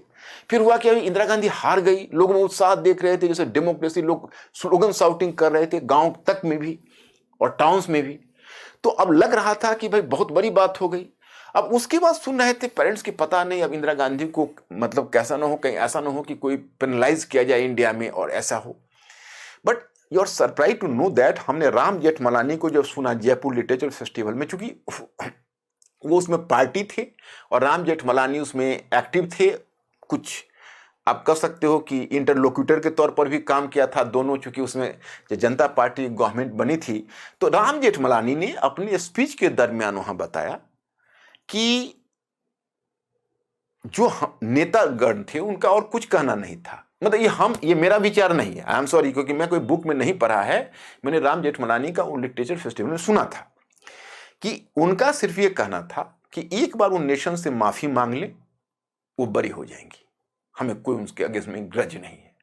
अब ये था इंडिया की मेंटेलिटी, और जुल्फिकार अली भुट्टो को फैब्रिकेट करके उसको डेथ सेंटेंस दिया गया। किसके द्वारा? जनरल जियाउल हक के द्वारा। और इंदिरा गांधी उसमें अपोजिशन पार्टी का नेता थी, वो आवाज उठाई।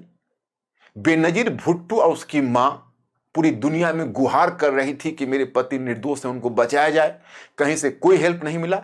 जनता पार्टी गवर्नमेंट इंडिया में थी, उसने कहा कि यह पाकिस्तान का आंतरिक मामला है, जबकि इंडिया के फॉरेन मिनिस्टर उसमें गए भी पाकिस्तान, लेकिन उन्होंने जुल्फिकार अली भुट्टो की कोई रिहाई या उस पर नरम होने की कोई मांग नहीं की। It's internal matter of Pakistan. लेकिन इंदिरा गांधी अपोजिशन पार्टी के लीडर होने के बाद भी आवाज उठाई उसकी माफीनामे के लिए, उसकी रिहाई के लिए। खैर एनीवे, अब उनका डेथ जब डेथ हुआ, उस समय तक मैं, अब समझदारी में ग्रेजुएशन में था, और जब जनरल जियाउल हक का डेथ हुआ तो इंडिया का तो कोई बहुत अच्छा आइडिया उसके प्रति नहीं था, लेकिन चलो भाई एक्सीडेंटल डेथ हुआ, थोड़ी सिंपैथी हुई। और मैं क्यूरियस था कि उस समय देश निकाला एक तरह से हुआ पड़ा था बेनजीर भुट्टो का, जो उसकी बेटी थी। वैसे तो जुल्फिकार अली भुट्टो के कई बेटे भी थे, लेकिन योग्य उसकी बेटी ही थी, इसलिए वो अपना उत्तराधिकारी, हमें याद है कि जैसे इल्तुतमिश ने रजिया सुल्तान को माना था, उसी प्रकार से, मतलब हिस्टोरियंस कहते हैं, उसी प्रकार से उसने अपना वास्तविक उत्तराधिकारी बेनजीर में ही देखा था। तो आई वॉज क्यूरियस, क्या बेनजीर की क्या प्रतिक्रिया है, कि उसका देश निकाला था, अचानक से डेथ हो गया जुल्फिकार अली भुट्टो का, जो उसके पिता का हत्यारा था, उस सिंपैथी देगी पॉलिटिकल लैंग्वेज में या क्या करेगी? तो उसका सिर्फ यही स्टेटमेंट आया कि अल्लाह की मर्जी के समक्ष, before the will of God, everything is okay. अब मैं एक बात यहां पर और भी कहना चाहूंगा कि जाते जाते जुल्फिकार अली भुट्टो ने एक काम कर दिया था। जब उनकी हार हुई थी पाकिस्तान, जब इंडिया से 1971 की हार हुई थी पाकिस्तान को, तो पाकिस्तान को लगा कि हम डेमोग्राफिकली, यानी जनसंख्या में इंडिया से काफी पीछे हैं, हमारी आर्मी भी इंडिया से काफी छोटी है, तो अगर हम इंडिया को काउंटर बैलेंस कर सकते हैं तो सिर्फ न्यूक्लियर वेपन्स के आधार पर कर सकते हैं। अब आज मुझे यूएसए आज घड़ियाली आंसू बहा रहा है, क्रोकोडाइल टीयर्स, कि पाकिस्तान के न्यूक्लियर बॉम्ब्स को लेकर चिंता दिखा रहा है, लेकिन अंदर की खबर है कि उसने न्यूक्लियर वेपन्स बनाने के लिए चीन को प्रोत्साहित किया कि आप पाकिस्तान को हेल्प करिए। और आपको जानकर आश्चर्य होगा, मैं आपको एक फॉरेन पॉलिसी की बात बताता हूं, हालांकि बहुत ज्यादा डाइवर्जेंट ठीक नहीं है, क्योंकि आपके दिमाग पर थोड़ा लोड बढ़ जाएगा। देखिए, यह है पाकिस्तान, ओके, इधर चाइना है, और जिस समय कोल्ड वॉर शुरू हुआ था तो यूएसए का फाइट केवल सोवियत रूस से नहीं था, यूएसए का फाइट चीन से भी था। तो उसने पाकिस्तान का इस्तेमाल यूएसए और चीन दोनों के अगेंस्ट में करना चाहा था कि भाई पाकिस्तान फ्रंट लाइन रहेगा, हमको चाइना को भी रोकना है। लेकिन इन द मीन टाइम 1962 में चाइनीज वॉर हो गया। वॉर हुआ तो पाकिस्तान की आंखें चमक गई कि अरे चाइना तो इंडिया का दुश्मन है, और दुश्मन के दुश्मन मित्र होते हैं, एनिमीज इज द फ्रेंड। तो इस आधार पर वो कैलकुलेशन चाइना के साथ बना लिया। तो पाकिस्तान का दिमाग उसमें से चलने लगा कि काश भविष्य में यूएसए और चीन के बीच दोस्ती हो जाती, कितना बढ़िया होता। अब एक बहुत बड़ा मिरेकल हुआ। सोवियत रूस और चीन दोनों कम्युनिस्ट कंट्रीज थे, और चीनी कम्युनिज्म को लाने में सोवियत रूस का ही बड़ा रोल था। तो उसको कायदे के हिसाब से चाइना को सोवियत रूस के यंगर ब्रदर की तरह काम करना चाहिए। लेकिन इतिहास में देखोगे, जो चीन का मुखिया था माओ त्से-तुंग, वो बड़ा ही एम्बिशियस था, वो किसी के माथत काम करने वाला व्यक्ति नहीं था। तो उसने धीरे धीरे सोवियत रसिया से अलग होकर अपना एक स्वतंत्र विदेश नीति कायम करने लगा। और कायम ही नहीं करने लगा, बल्कि आप तो जानते हो कि चाइना के साथ तो बॉर्डर इंक्रोचमेंट, ये चाइना के फॉरेन पॉलिसी का एक कॉमन हिस्सा है। तो सोवियत रसिया से उसका एक उसूरी रिवर था, उसूरी रिवर, जो कि सोवियत रसिया भी उसका नेबरिंग कंट्री था। अब देखोगे मानचित्र पर तो सोवियत रूस एक उसूरी रिवर था, वहां पर चाइना और सोवियत रूस के बीच का बॉर्डर क्लैश, वहां पर बॉर्डर प्रॉब्लम आया। तो जो चीन की आदत है कि हर जगह अपनी आर्मी भेज देना, इनक्रोच करना, तो चाइना ने इनक्रोच सोवियत रसिया को भी करना चाहा। तो सोवियत रसिया तो इंडिया उस समय था नहीं, वो तो दुनिया का दूसरा बड़ा सुपर पावर था। उसने चीनी सेना को पीट कर वापस भेज दिया और चाइना ऐसा पीटा गया, उसको हिम्मत नहीं पड़ी फिर सोवियत रूस की तरफ रुख करने का। तो उसने इसी समय हेनरी किसिंगर एक अमेरिकन डिप्लोमेट थे, और हेनरी किसिंगर को पता नहीं, एक पुस्तक मैंने ऑन चाइना पढ़ी थी, एक मैंने और भी पुस्तक पढ़ी है, 2015 में भी उन्होंने एक पुस्तक लिखी हुई है, बैलेंस ऑफ पावर, या किसी पर बैलेंस ऑफ पावर का ही उनका बेसिक कॉन्सेप्ट है। तो उसमें हेनरी किसिंगर ने एक 2011 में लिखी थी ऑन चाइना। तो उसमें उसने बताया कि अमेरिका की तरह चाइना भी एक एक्सेप्शनल कंट्री है, इसलिए अमेरिका और चाइना के बीच दोस्ती हो, वो हेनरी किसिंगर बड़ी शिद्दत से चाहते थे। तो हेनरी किसिंगर ने अमेरिकन प्रेसिडेंट निक्सन को तैयार किया कि आप चाइना की यात्रा कीजिए, और दोनों के बीच उन्होंने चुपके से एक सीक्रेट डिप्लोमेसी शुरू की। और तब एक इतिहास में बड़ी दिलचस्प बात हुई, चाइना सोवियत रूस के अगेंस्ट में अमेरिकी कैंप में चुपके से आ गया।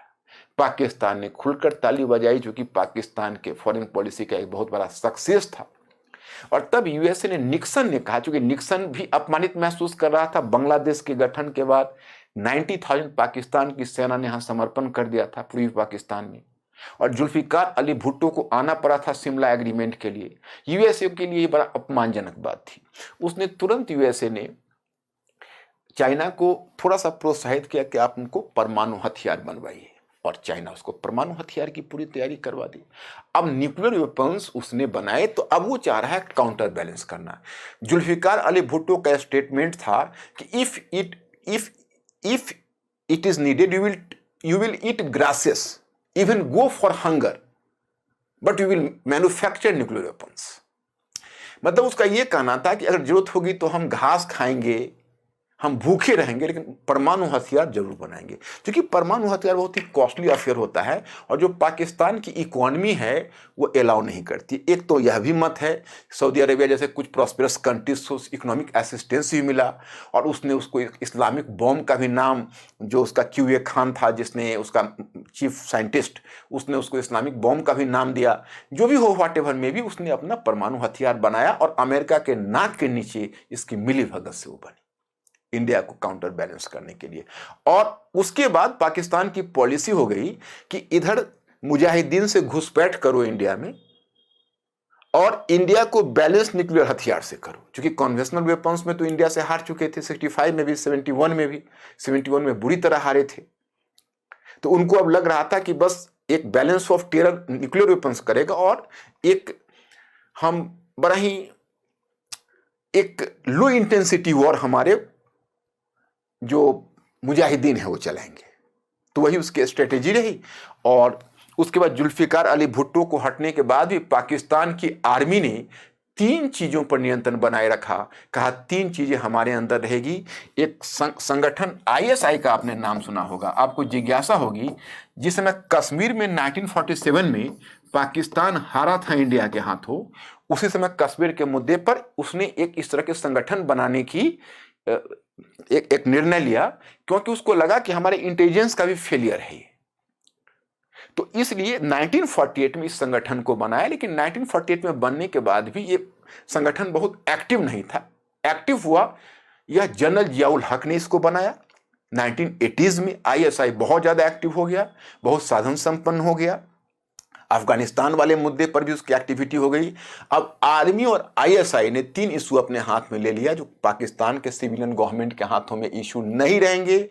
एक अफगानिस्तान, दूसरा कश्मीर, और तीसरा परमाणु हथियार आ गया आर्मी और ISI के हाथों में। अब कितनी खतरनाक बातें दुनिया के लिए है, अब आप समझ सकते हैं।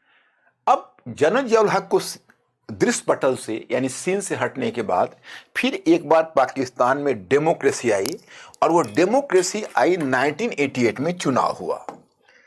वहां 1988 में वंस अगेन इलेक्शंस, और फिर आप देखोगे बेनजीर भुट्टो की पीपीपी पार्टी बहुमत में आई। Benazir Bhutto PPP, Pakistan people's Party, democracy बहाल हुआ। अब मैं थोड़ा सा यहाँ नॉस्टैल्जिक फील कर रहा क्योंकि यहाँ से तो मेरे लिए करंट अफेयर था, मैं साथ ही साथ चल रहा था इन घटनाओं के साथ भारत और पाकिस्तान की राजनीति। 1984 में श्रीमती इंदिरा गांधी के असैसिनेशन हो गया था 31 अक्टूबर, बड़ा दुर्भाग्यजनक घटना थी, वो हमारी मेमोरी में अभी तक है। वो जिस दिन ये घटना हुई और फिर जब चुनाव हुए उसमें राजीव गांधी प्रधानमंत्री और कांग्रेस एक बहुत ही लैंडस्लाइड विक्ट्री हुई। तो कांग्रेस की गवर्नमेंट राजीव गांधी के लीडरशिप में और प्राइम मिनिस्टर हुए राजीव गांधी 1985 में बनी और 1988 में जब चुनाव हुए तो बेनजीर भुट्टो प्राइम मिनिस्टर बनी। दोनों फॉरेन की one of the top universities से पढ़े हुए दोनों युवा, जब दोनों अपने अपने रेडियो को उधर से बेनजीर भुट्टो और राजीव गांधी जब इन दोनों जब एक प्लेटफॉर्म पर जब दोनों अपने अपने मंच से संबोधित कर रहे होते थे तो कभी कभी मन में एक नॉस्टैल्जिया आती थी कि ये दोनों यंग प्राइम मिनिस्टर है, अब इंडिया पाकिस्तान की दुश्मनी को समाप्त कर एक नए युग की शुरुआत करे। लेकिन प्राइम मिनिस्टर राजीव गांधी का जो कॉन्स्टिट्यूशनल स्टेटस था वो बेनजीर भुट्टो को कभी नहीं हो सका, क्योंकि वहां पर आर्मी अभी भी एक तरह से प्रॉक्सी गवर्नमेंट आर्मी के ही हाथ में पाकिस्तान में रह गई। जनरल जियाउल हक के बाद वहां का सिविलियन गवर्नमेंट वैसा स्वतंत्र कभी नहीं हुआ जैसा कि जुल्फिकार अली भुट्टो याहिया खान के बाद हुआ था। आर्मी एक्टिव रही, एक प्रेसिडेंट रहा जो आर्मी का ही उस पर प्रभाव रहा, और सबसे बड़ी बात है कि जनरल जियाउल हक 1973 के कॉन्स्टिट्यूशन के रहते हुए भी कुछ ऐसा संशोधन ला दिया था कि प्रेसिडेंट को पावरफुल बना दिया था और उसे प्राइम मिनिस्टर को डिसमिस करने का और असेंबली भंग करने का अधिकार दे दिया था। अब क्या हुआ कि 1988 के बाद 2 ही वर्ष बेनजीर भुट्टो की गवर्नमेंट रही, 1990s में फिर उसको बदल दिया गया। और एक आपने नाम सुना होगा, अभी अभी गए हैं इसलिए मेरे नई पीढ़ी के जो बच्चे होंगे वो भी उसे जानते होंगे, और वह आपने नवाज शरीफ का नाम सुना होगा। जो नवाज शरीफ है इनकी पार्टी थी पाकिस्तान मुस्लिम लीग। इसने मुस्लिम लीग को पंजाब बेस्ड ये पॉलिटिशियन थे, और बेनजीर भुट्टो और जुल्फिकार अली भुट्टो सिंध बेस्ड पॉलिटिशियन थे। पंजाब का तो वैसे ही पॉलिटिक्स में वर्चस्व रहा, और जुल्फिकार अली भुट्टो ने सिंध में भी अपना आधार बनाया था और पूरे पाकिस्तान में अपना आधार बनाया था। तो यहाँ पर नवाज शरीफ की जो है उसको उस गवर्नमेंट का नाम, उस पार्टी का नाम आप लोग जानते हो, पाकिस्तानी मुस्लिम लीग PML। बाद में उसको N कर दिया का मतलब है पाकिस्तानी मुस्लिम लीग, N मतलब नवाज शरीफ। तो ये नवाज शरीफ का क्या था कि शुरू से ही उसे जुल्फिकार अली भुट्टो के परिवार से चिढ़ थी। इसकी वजह यह थी कि इनके पिता जो मोहम्मद शरीफ थे वो आके उन्होंने फैक्ट्री वगैरह बनाई थी और उसमें उनको काफ़ी सफलता मिली थी, एक इंडस्ट्रियलिस्ट के रूप में उभर रहे थे। लेकिन नवाज शरीफ के पूरे फैमिली एक कैपिटलिस्ट फैमिली के रूप में इमर्ज कर रहा था, एक बिजनेसमैन फैमिली के रूप में। लेकिन जुल्फिकार अली भुट्टो ने सोशलाइजेशन की जो पॉलिसी चलाई, समाजवाद की नीति, उसमें उसके फैक्ट्री को भी, उसके इंडस्ट्री का भी नेशनलाइजेशन कर दिया था, राष्ट्रीयकरण। तो ये लोग एक तरह से प्रॉपर्टी से डिप्राइव हो गए थे। तो नवाज शरीफ को व्यक्तिगत चिढ़ थी, लेकिन और पॉलिटिक्स में भी राइवल के रूप में आए, और नवाज शरीफ ने अपना कैरियर शुरू किया जुल्फिकार अली भुट्टो के अंतर्गत। और जुल्फिकार अली भुट्टो नवाज शरीफ को जानबूझकर प्रमोट कर रहा था कि भविष्य में यही पाकिस्तान के हुक्मरान में शामिल होगा तो कम से कम हमारा और आर्मी का वर्चस्व बना रहेगा, क्योंकि उसे डर था कि अगर जुल्फिकार अली भुट्टो की बेटी बेनजीर आ गई तो वह फिर हो सकता है कि हमारे न्यूक्लियर प्रोग्राम को बंद करवा दे या फिर अफगानिस्तान और कश्मीर आर्मी के हाथ से छीनने की कोशिश करे। तो इसलिए वो नवाज शरीफ को प्रमोट कर रहा था कि जुल्फिकार अली भुट्टो का जब डेथ हुआ तो सिंपैथी लहर बेनजीर भुट्टो के में गई और इसने सरकार को फॉर्म कर लिया। लेकिन इस सरकार को टिकने नहीं दिया गया। 2 वर्षों के बाद फिर सरकार को चेंज करके अब नवाज शरीफ और बेनजीर भुट्टो ये पूरे 1990s में ये दोनों गवर्नमेंट एक दूसरे के साथ स्वैप करते रहे। फिर 93 में नवाज शरीफ रहे, फिर फिर 93 में नवाज शरीफ गए, इनकी पार्टी पीएमएल, तो फिर बेनजीर भुट्टो दोबारा आई, ये क्रम फिर नवाज शरीफ 97 में आए। तो नवाज शरीफ जो 97 में आया, तो नवाज शरीफ अब ये चाह रहे थे कि भाई हमारा जो पीएमएल है उसको सबसे ज्यादा बात अखर रही थी कि बार बार गवर्नमेंट को सस्पेंड किया जा रहा है। इसका कारण है कि प्रेसिडेंट ने बहुत ज्यादा पावर ले रखी है और आर्मी का सपोर्ट उससे होता है। तो उसने एक योजना बनाई कि अब कॉन्स्टिट्यूशन को चेंज करके प्रेसिडेंट के पावर को कट कर देते हैं 97 के बाद, और कट करके और फिर हम जब प्रेसिडेंट के पावर को हम कट कर देंगे, उसे असेंबली भंग करने का राइट छीन जाएगा और प्राइम मिनिस्टर को डिसमिस करने का राइट छीन जाएगा। प्राइम मिनिस्टर को अब डिसमिस नहीं कर सकता। अब in the mean time Kargil war हुआ 1999 में। उसमें एक तरह से इंडिया पाकिस्तान ने प्रॉक्सी वॉर लड़ा। ये भी इंडिया पाकिस्तान का एक्चुअली में एक वॉर ही माना जाता है। तो that was a proxy war. वो प्रॉक्सी वॉर लड़ा और उस वॉर में भी इंडिया ने किसी तरह से बढ़त ले ली। क्योंकि उसमें हुआ क्या था मैं आपको बताऊं। देखिए, अफगानिस्तान की भी मैंने कहानी बताई। तो 1990 में, चूंकि अफगानिस्तान पर मैं एक अलग लेक्चर दे चुका हूं, आप व्यूअर्स में जो अफगानिस्तान पर लेक्चर नहीं देखे होंगे उनसे हमें एक रिक्वेस्ट है कि अफगानिस्तान के लेक्चर को अवश्य देखिए। तो पाकिस्तान और अफगानिस्तान को मिलाकर और भी आपका कंप्लीट पिक्चर बनेगा, क्योंकि दोनों की फॉरेन पॉलिसी एक दूसरे से बहुत गहरे स्तर पर इंटीग्रेटेड है। तो वहां पर आप देखोगे कि अफगानिस्तान में जब कोल्ड वॉर में जिस समय पाकिस्तान फ्रंटलाइन स्टेट के रूप में काम कर रहा था, तो 1990 में आकर जो वहाँ जब सोवियत रूस के प्रधान उस समय चूंकि गोर्बाचोव थे, मिखाइल गोर्बाचोव, कोल्ड वॉर में उन्होंने हाथ पीछे खींचा और 1990 तक उधर जर्मनी का भी रियूनिफिकेशन हो गया और कोल्ड वॉर समाप्त हो गया। तो कोल्ड वॉर समाप्त हुआ तो मिखाइल गोर्बाचोव के साथ अमेरिका का डील हो गया कि जो अभी कम्युनिस्ट गवर्नमेंट है वही कम्युनिस्ट गवर्नमेंट रहेगी, लेकिन सोवियत रूस उसमें कोई सहायता नहीं करेगा, अपनी आर्मी को वापस कर लेगा और यूएसए भी उसमें इंटरवेन नहीं करेगा। तो यूएसए ने उसके बाद अफगानिस्तान से हाथ खींच लिया, लेकिन पाकिस्तान तो नहीं खींच सकता था। पाकिस्तान को लग रहा था कि अगर कोई हमारा फेवरेट गवर्नमेंट नहीं आएगा, हमारा फेवरेबल गवर्नमेंट अगर नहीं आएगा, अगर कोई प्रो पाकिस्तानी गवर्नमेंट नहीं आएगा, तो फिर डूरंड लाइन को तो चैलेंज किया जाता रहेगा। तो उसने तब तक तालिबानियों को, जो पख्तून का ही एक ब्रांच थे, उसको उन्होंने नॉर्थ वेस्ट फ्रंटियर प्रोविंस में बहुत उनको पहले धार्मिक तालीम देकर, रिलीजियस एजुकेशन देकर, और उनको एक तरह से मुजाहिदीन के रूप में उसने डेवलप किया हुआ था। और जिस समय सोवियत रूस वहां से बाहर हुआ तो तालिबानियों ने हमला कर दिया अफगानिस्तान पर और अफगानिस्तान के बाकी तत्वों को खदेड़ कर तालिबान का कब्जा हो गया पाकिस्तान पर। और तालिबान का मुखिया जो मुल्ला उमर थे, मुल्ला उमर वहां के अफगानिस्तान के हेड बने। तो अब अफगानिस्तान में ऑलरेडी तालिबानी आ गए। अमेरिका ने देखा, लेकिन सोचा कोई नहीं, पाकिस्तान अगर है तो मैं भी हूं, क्योंकि पाकिस्तान को तो अपना ही एक्सटेंशन समझता था। इधर जब तालिबानी की गवर्नमेंट वहां स्थापित हो गई और पाकिस्तान में जब वो सब सेटल हो गए और उधर जो मुजाहिदीन लोग थे, सोवियत रसिया निकल गया तो वो भी बेरोजगार हो गए, तो उसी में से लौटे हुए मुजाहिदीन थे वो कारगिल पर चढ़ गए और वहां जाके इन्होंने एक नया बलवा क्रिएट कर दिया। और पाकिस्तान की आर्मी और आईएसआई का पूरा समर्थन था। नवाज शरीफ मुखौटा था, उसे लड़ना पड़ रहा था, लेकिन वास्तविक लड़ाई तो आर्मी की और आईएसआई की थी। नवाज शरीफ उसमें सफल नहीं रहा। कुल मिलाकर पाकिस्तान का अगर देखिए तो एक मोरल विक्ट्री इंडिया की हुई और पाकिस्तान का डिफीट हो गया, एक तरह से मोरल डिफीट। तो अब इस कारण से इसकी इज्जत समाप्त हो गई। अब फिर एक बार 99 में जो भी डेमोक्रेसी का गेम था वो पाकिस्तान से समाप्त हुआ और 1999 में तीसरा मिलिट्री टेक ओवर हुआ। और इस बार कंटेंडर कौन थे? तो परवेज मुशर्रफ। शायद परवेज मुशर्रफ से आप लोगों का परिचय हो चुका होगा। अब आप लोग इतने छोटे हो कि ध्यान नहीं रहता है, आप लोगों के डेट ऑफ बर्थ देखने के बाद ऐसा लगता है कि आप लोगों की मेमोरी में शायद परवेज मुशर्रफ हो सकता है। तो 99 में इसने टेक ओवर किया और इसने फिर अयूब खान वाले पैटर्न को पकड़ा, इसलिए इस्लामाइजेशन नहीं किया। इसने पूरे पाकिस्तान की इकोनॉमी और एडमिनिस्ट्रेशन का उसने मिलिटराइजेशन कर दिया। मतलब जितने भी नए इकोनॉमिक अपॉर्चुनिटीज थे, चाहे वो इंडस्ट्रीज से लेकर और ट्रेड तक, उसमें उसने आर्मी की पैठ बना दी। तो ये उसने आर्मी को वहां और भी ज्यादा मजबूत कर दिया। और इधर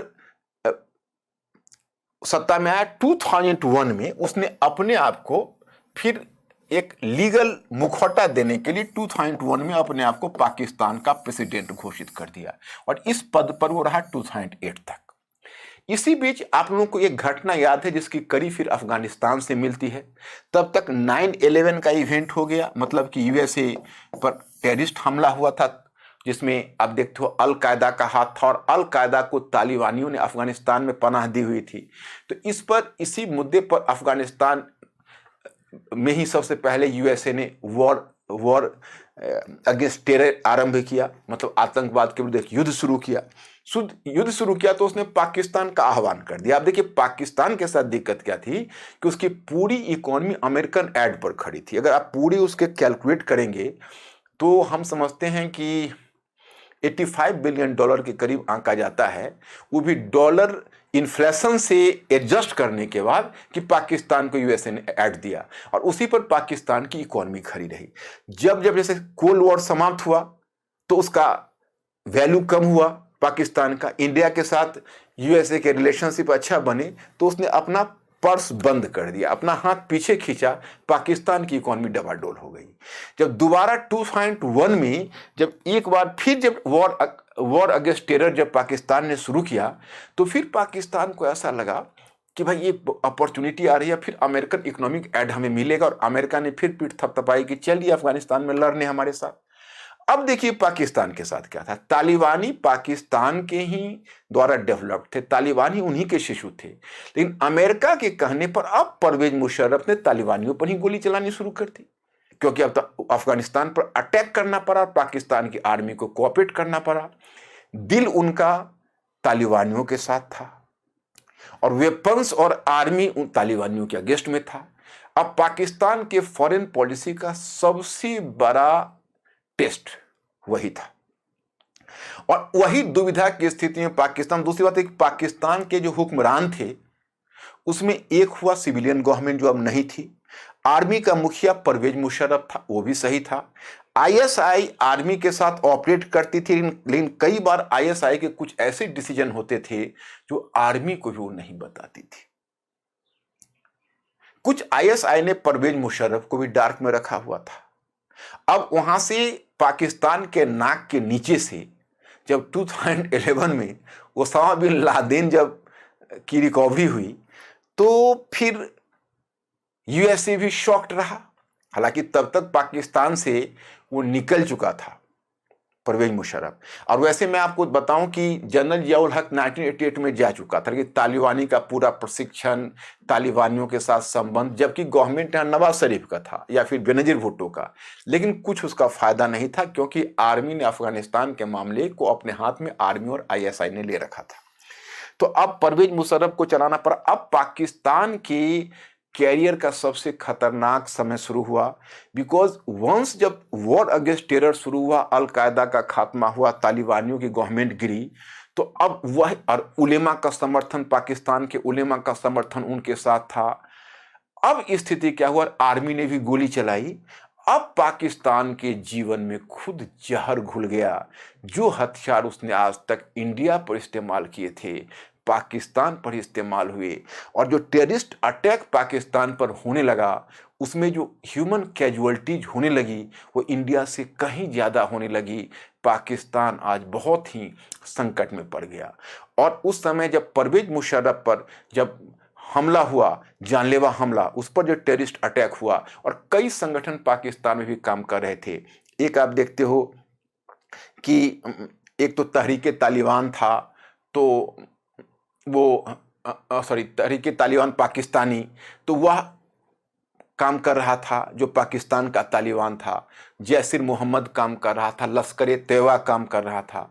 लेकिन खासकर जो तालिबानी पाकिस्तानी तालिबानी थे और अल कायदा के समर्थन से वह पाकिस्तान पर में ही इस तरह के ब्लास्ट कर रहे थे, और बाकी कुछ संगठन कश्मीर में और इंडिया में लगे हुए थे, और स्थिति यहाँ पर नाजुक हो गई। पाकिस्तान का जो स्पिल ओवर है, उसका जो टेंशन्स का, वो इंडिया के बॉर्डर पर, कश्मीर के बॉर्डर पर आने लगा। बड़ी बुरी स्थिति और भी होती चली गई उसमें। और इसी क्रम में आप देखोगे कि एक लाल मस्जिद की घटना हुई है, उसको कहते हैं लाल मॉस्क, और वो लाल मॉस्क कहाँ अवस्थित है, तो इस्लामाबाद में। वहाँ पर वह माना जाता है कि वहाँ पर जो इस्लामिक तत्व, रूढ़िवादी एलिमेंट्स और उस तरह के जो वहीं से एक तरह से टेरर का प्रोडक्शन वहाँ से होता, और वह एक बहुत बड़ा टेरर का गढ़ था। तो उस पर मुशर्रफ ने आर्मी से उसको घिरवा के वहाँ पर गोली चलवाई, बहुत ज़्यादा लोग मरे। बदले में 2014 में पेशावर में एक सैनिक स्कूल था जिसमें आर्मी के बच्चे पढ़ रहे थे, उसको एक तरह से बहुत ही नृशंसतापूर्वक उसकी हत्या टेररिस्ट ऑर्गेनाइजेशन ने की। तो इस तरह से पाकिस्तान में इस समस्या बढ़ती गई। अब उसी क्रम में जो परवेज मुशर्रफ 2008 में थे, तभी एक बात हुई। अब देखिए पाकिस्तान की जुडिशरी को, जब मैं पाकिस्तान की जुडिशरी की बात करता हूं तो एक मैं आपको दिलचस्प बात बताऊं कि पाकिस्तान की जुडिशरी ने पहले से ही पाकिस्तान के सामने समर्पण कर रखा था। पाकिस्तान के सामने उसने पाकिस्तान के गवर्नमेंट के सामने उसने पहले ही समर्पण कर रखा था। जैसे आप देखेंगे कि हालांकि वो 1970s में हुआ इंडिया में, जब यहाँ की जुडिशरी ने अपने आप को, एग्जीक्यूटिव को कितना चेक किया है समय समय पर, इसलिए जुडिशरी से लोगों की उम्मीद बनी रहती है। तो उस क्रम में आपको याद होगा कि 1970s में इंडिया की जुडिशरी ने बेसिक स्ट्रक्चर थियरी दी, और बेसिक स्ट्रक्चर थियरी देकर गवर्नमेंट को के विरुद्ध एक परमानेंट एक घेरा डाल दिया और इंडियन कॉन्स्टिट्यूशन के प्रोटेक्टर के रूप में अपने आप को स्थापित कर लिया। वहीं दूसरी तरफ आप देखेंगे कि पाकिस्तान में जब मिलिट्री रूल लागू हुआ कॉन्स्टिट्यूशन बनने के शीघ्र बाद, तो वहाँ की जुडिशरी सबमिट कर गई थी एक तरह से आर्मी गवर्नमेंट के सामने, और उसने एक थियरी दी थी, उसको कहते हैं डॉक्ट्रिन ऑफ एक्सीजेंसीज। यहाँ था कि doctrine of basic structure theory, वहाँ थी डॉक्ट्रिन ऑफ एक्सीजेंसीज। एक्सीजेंसीज का मतलब है कि जैसी आवश्यकता हो तो आवश्यकता के अनुसार परिवर्तन लाया जा सकता है। तो पाकिस्तान की जुडिशरी तो अब तक झुकती रही थी, लेकिन पता नहीं 2007 में मामला अचानक बहुत बुरा हो गया परवेज मुशर्रफ के अगेंस्ट में, क्योंकि 1990 के दशक में फिर एक बार बलूचिस्तान में फिर दोबारा एक बड़ा अपसर्ज आया, और बलूचिस्तान पाकिस्तान के अगेंस्ट में खड़ा होकर ऑटोनॉमी के मांग से शुरू हुई, स्वायत्तता से, और स्वतंत्रता की मांग बलूचिस्तान में शुरू हो गई। बलूचिस्तान आप देख ही रहे हो, और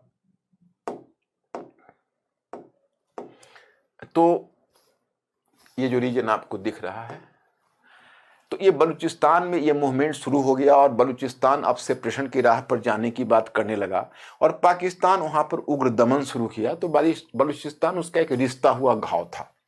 इधर पख्तून भी एक रिश्ता हुआ घाव था, और इधर जो FATF जो देख रहे हो उसमें अब देखो समस्या क्या है कि अब यूएसए, जब यहाँ पर अफगानिस्तान में जब यूएसए की सेना आ गई, जब पाकिस्तान में जब विशेषकर जब ओसामा बिन लादेन और अल कायदा का जब कनेक्शन हुआ, तो अब अफगानिस्तान से यूएसए पाकिस्तान की तरफ भी टेररिस्ट पर कंट्रोल करने की कोशिश करने लगी, उस तरह के ऑर्गेनाइजेशन पर। तो अमेरिका के ड्रोन हमले केवल अफगानिस्तान के ही सेंटर पर नहीं हुए, पाकिस्तान पर भी बराबर ड्रोन हमले हो रहे थे। और जब विशेषकर आप देखते हो कि अबोटाबाद से जिस समय किसी सॉवरेन कंट्री में के पनाह में जब अल कायदा का लीडर ओसामा बिन लादेन था, और यूएसए का जिस तरह से कमांडोज ने पाकिस्तान से उठाकर ले गए, उसमें पाकिस्तान के प्रेस्टीज को काफ़ी धक्का लगना था एक सॉवरेन राष्ट्र के रूप में। और बिना पाकिस्तान के हुक्मरान के किसी परमिशन के जब भी चाहता यूएसए तब ड्रोन हमला यहाँ करता रहता। और नॉर्थ वेस्ट फ्रंटियर प्रोविंस, और विशेषकर एक क्षेत्र जो मैंने आपको बताया है कि FATA का जो क्षेत्र है, जो फेडरली एडमिनिस्ट्रेटेड जो टेरिटरी है, जहाँ पर पख्तून जनसंख्या थी, बताया जाता था कि वही breeding ground of religious fundamentalism था। तो वहाँ पर यूएसए ड्रोन से निशाना बनाता रहा और अटैक करता रहा। तो इस तरह से पाकिस्तान अब अपने ही हथियार से खुद घायल हो रहा था, कोई रास्ता नहीं दिख रहा था। परवेज मुशर्रफ की प्रतिष्ठा काफ़ी गिर चुकी थी, और सबसे बढ़कर जो परवेज मुशर्रफ ने जो बलूचिस्तान में जो दमनकारी शुरू किया, उसमें बहुत सारे लोग मिसिंग हो गए, मतलब बहुत सारे लोग को गिरफ्तार किया गया, and they could not have been traced out. तो ऐसा अनुमान किया गया कि वो लोग मार डाले गए गवर्नमेंट के द्वारा सीक्रेटली।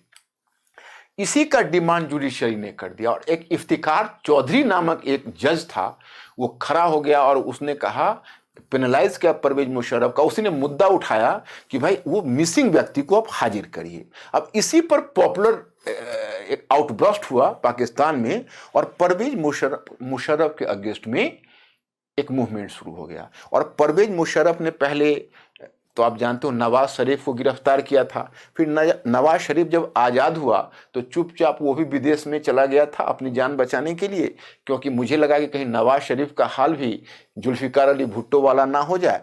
और बेनज़ीर भुट्टो ने भी अपना कंट्री छोड़ दिया था और उसके पति जिसको कहते हो आसिफ अली जरदारी, उस पर बहुत सारे करप्शन चार्ज लगाकर, क्योंकि देखिए ऐसा नहीं कि करप्शन नहीं था, सिविलियन गवर्नमेंट भी पाकिस्तान में मिस करती रही। बेनज़ीर भुट्टो है नावाज शरीफ की गवर्नमेंट हो, गवर्नमेंट तो करप्ट इन दोनों के भी गवर्नमेंट रहे।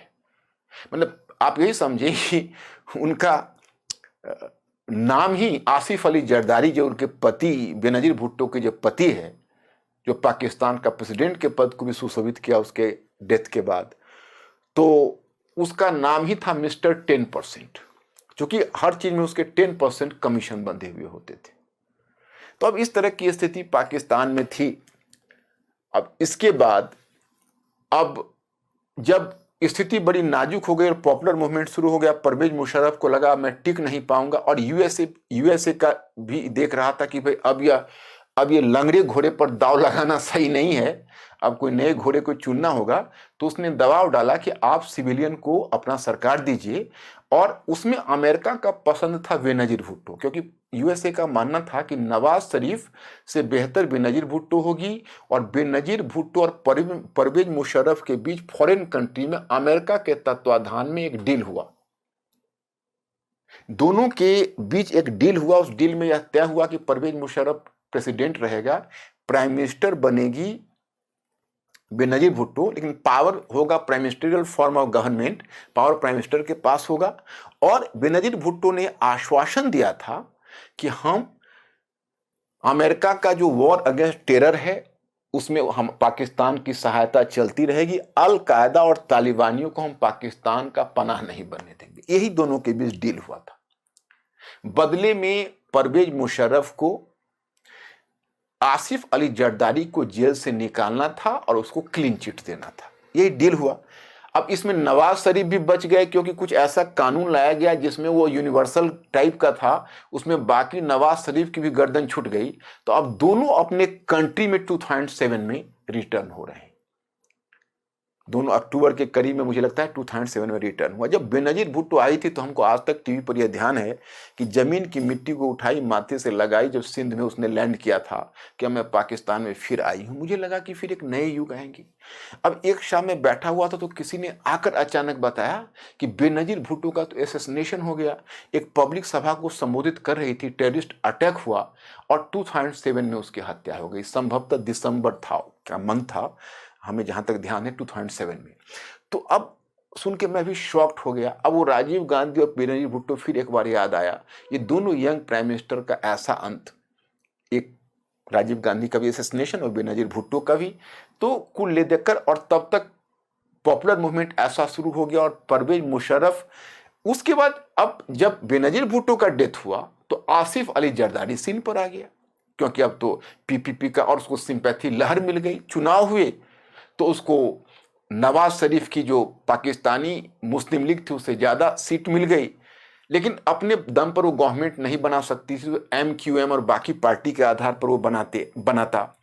तो अब उस बेसिस पर पहले नवाज शरीफ और उसके बीच डील हुआ। डील ये हुआ कि अब आर्मी के साथ हम लोग डील नहीं करेंगे और फिर एक बार सिविलियन गवर्नमेंट के पावर को लौटाएंगे। और तब 2008 में परवेज मुशर्रफ पर इन दोनों ने तय किया कि इस पर इम्पीचमेंट लगाएंगे, महाभियोग, और इसको निकालेंगे। तो परवेज मुशर्रफ पहले ही रिजाइन दे दिया और उसे लगा कि अब हम पर बहुत सारे मुकदमे खुलेंगे, तो यहां से वो अपनी जान बचाकर विदेश लंदन भाग गया और वहीं पर जाके शरण ले ली। तो अब उसके बाद परवेज मुशर्रफ का जो भी बयान आता था फॉरेन कंट्री से, परंतु इंडिया के अगेंस्ट में आग उगलने वाली प्रवृत्ति फिर भी बनी रही।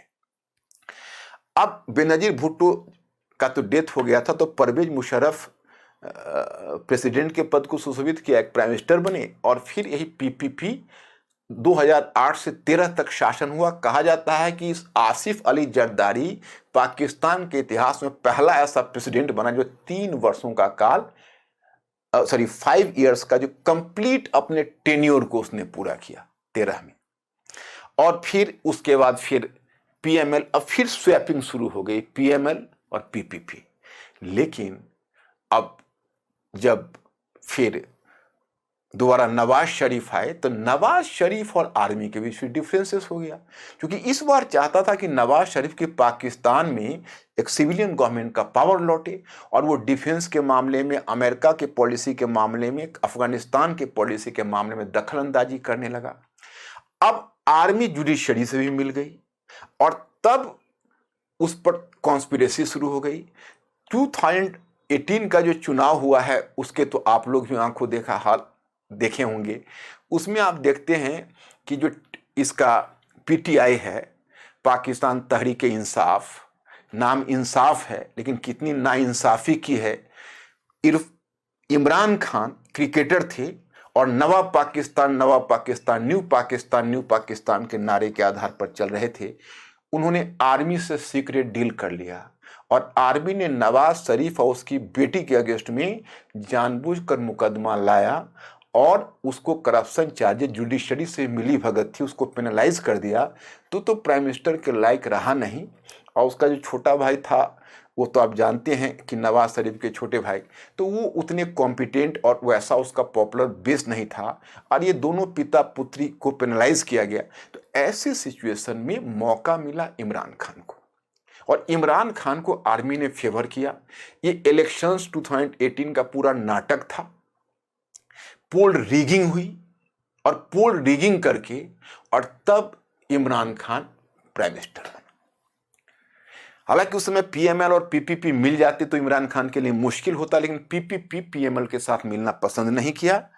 आर्मी के ही नॉमिनी इमरान खान है, और इसलिए इनका वर्जन या इंडिया या अफगानिस्तान में परमानेंट पीस नहीं चाह सकते।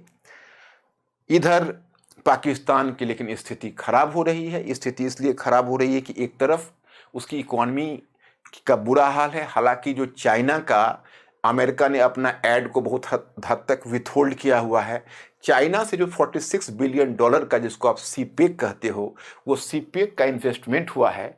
उस इन्वेस्टमेंट को आप बहुत मान के मत चलिए, क्योंकि वो इन्वेस्टमेंट है, और अमेरिका से जो अब तक उनको मिलता था, वो मिलता था, उसको कह सकते हो डोनेशंस मिलते थे। तो इनको तो डोनेशंस खाने की आदत है।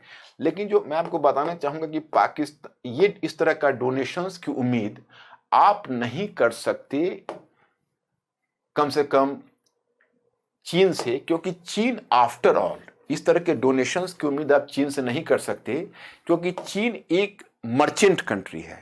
तो वो अपने अपने हर इन्वेस्टमेंट का पैसा वसूल करता है। श्रीलंका का तो हम्बन टोटा बंदरगाह को उसने पहले लोन करके दिया, इक्विटी में तब्दील करके कब्जा कर लिया। तो अब पाकिस्तान का कोलोनाइजेशन होगा या क्या होगा। दूसरी बात है कि चाइना भी 46 बिलियन, उसका भी खतरे में हमेशा नजर आता है, क्योंकि पाकिस्तान में जिस तरह से इतने सारे टेरर ऑर्गेनाइजेशन काम कर रहे हैं, उसमें वो पूंजी इन्वेस्टमेंट फिर लौट पाएगा कि नहीं, ये चाइना का भी स्लाइट रिस्क है। और पाकिस्तान की स्थिति है, अभी आप देखेंगे कि FATF जो ऑर्गेनाइजेशन है, जो आप फाइनेंशियल एक्शन टास्क फोर्स, तो ये एक पेरिस बेस्ड ऑर्गेनाइजेशन है, और यह वैसे देशों को लिस्ट में डालता है जो पाकिस्तान को भी ग्रे लिस्ट में डाला हुआ है। और ग्रे लिस्ट में डालने का मतलब है कि उसको वर्ल्ड बैंक का लोन नहीं मिलेगा। सऊदी अरेबिया ने $6 बिलियन का उसने सऊदी अरेबिया से लोन लेने का एक तरह से पाकिस्तान ने कोशिश की, उसको मिला भी कुछ, लेकिन सऊदी अरेबिया का इंडिया से इधर संबंध ज़्यादा अच्छे हो गए हैं।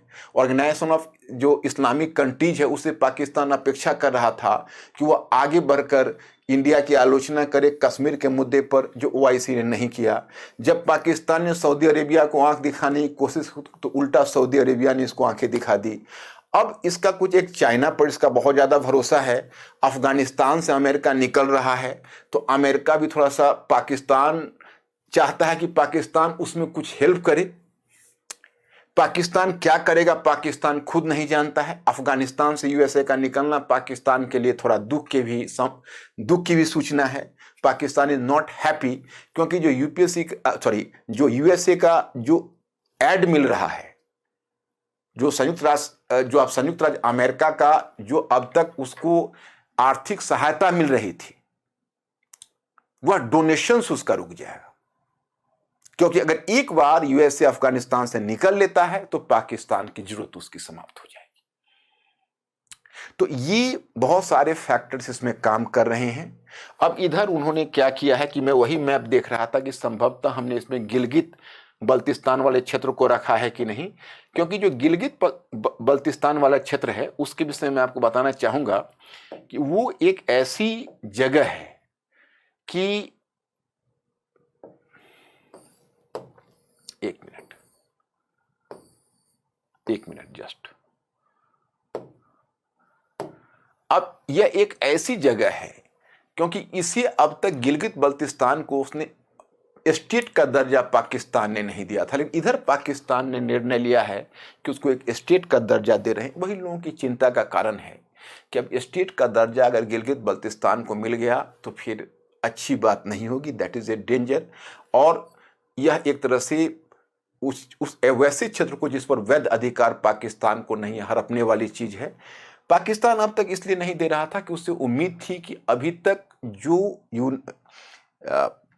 जो यूनाइटेड नेशंस का जो वर्डिक्ट है उस पर थोड़ा उसको भरोसा था कि आज न कल कभी फिर पाकिस्तान को पूरे कश्मीर की बात होगी, तो उसका ध्यान पूरे कश्मीर पर था। उसे लग रहा था गिलगित बल्तिस्तान अगर केवल अकेला लेंगे तो फिर हमारा पाकिस्तान पर से वैध दावा समाप्त हो जाएगा। परंतु जब इंडिया ने आर्टिकल 370 वाले एडवेंचर लिए तब उसे लग रहा है कि हम गिलगित बल्तिस्तान को एक अलग प्रोविंस भी बना सकते हैं, तो उस दिशा में उसने स्टेप उठा लिया है। तो पाकिस्तान उसी दोराहे पर खड़ा है माय स्टूडेंट्स।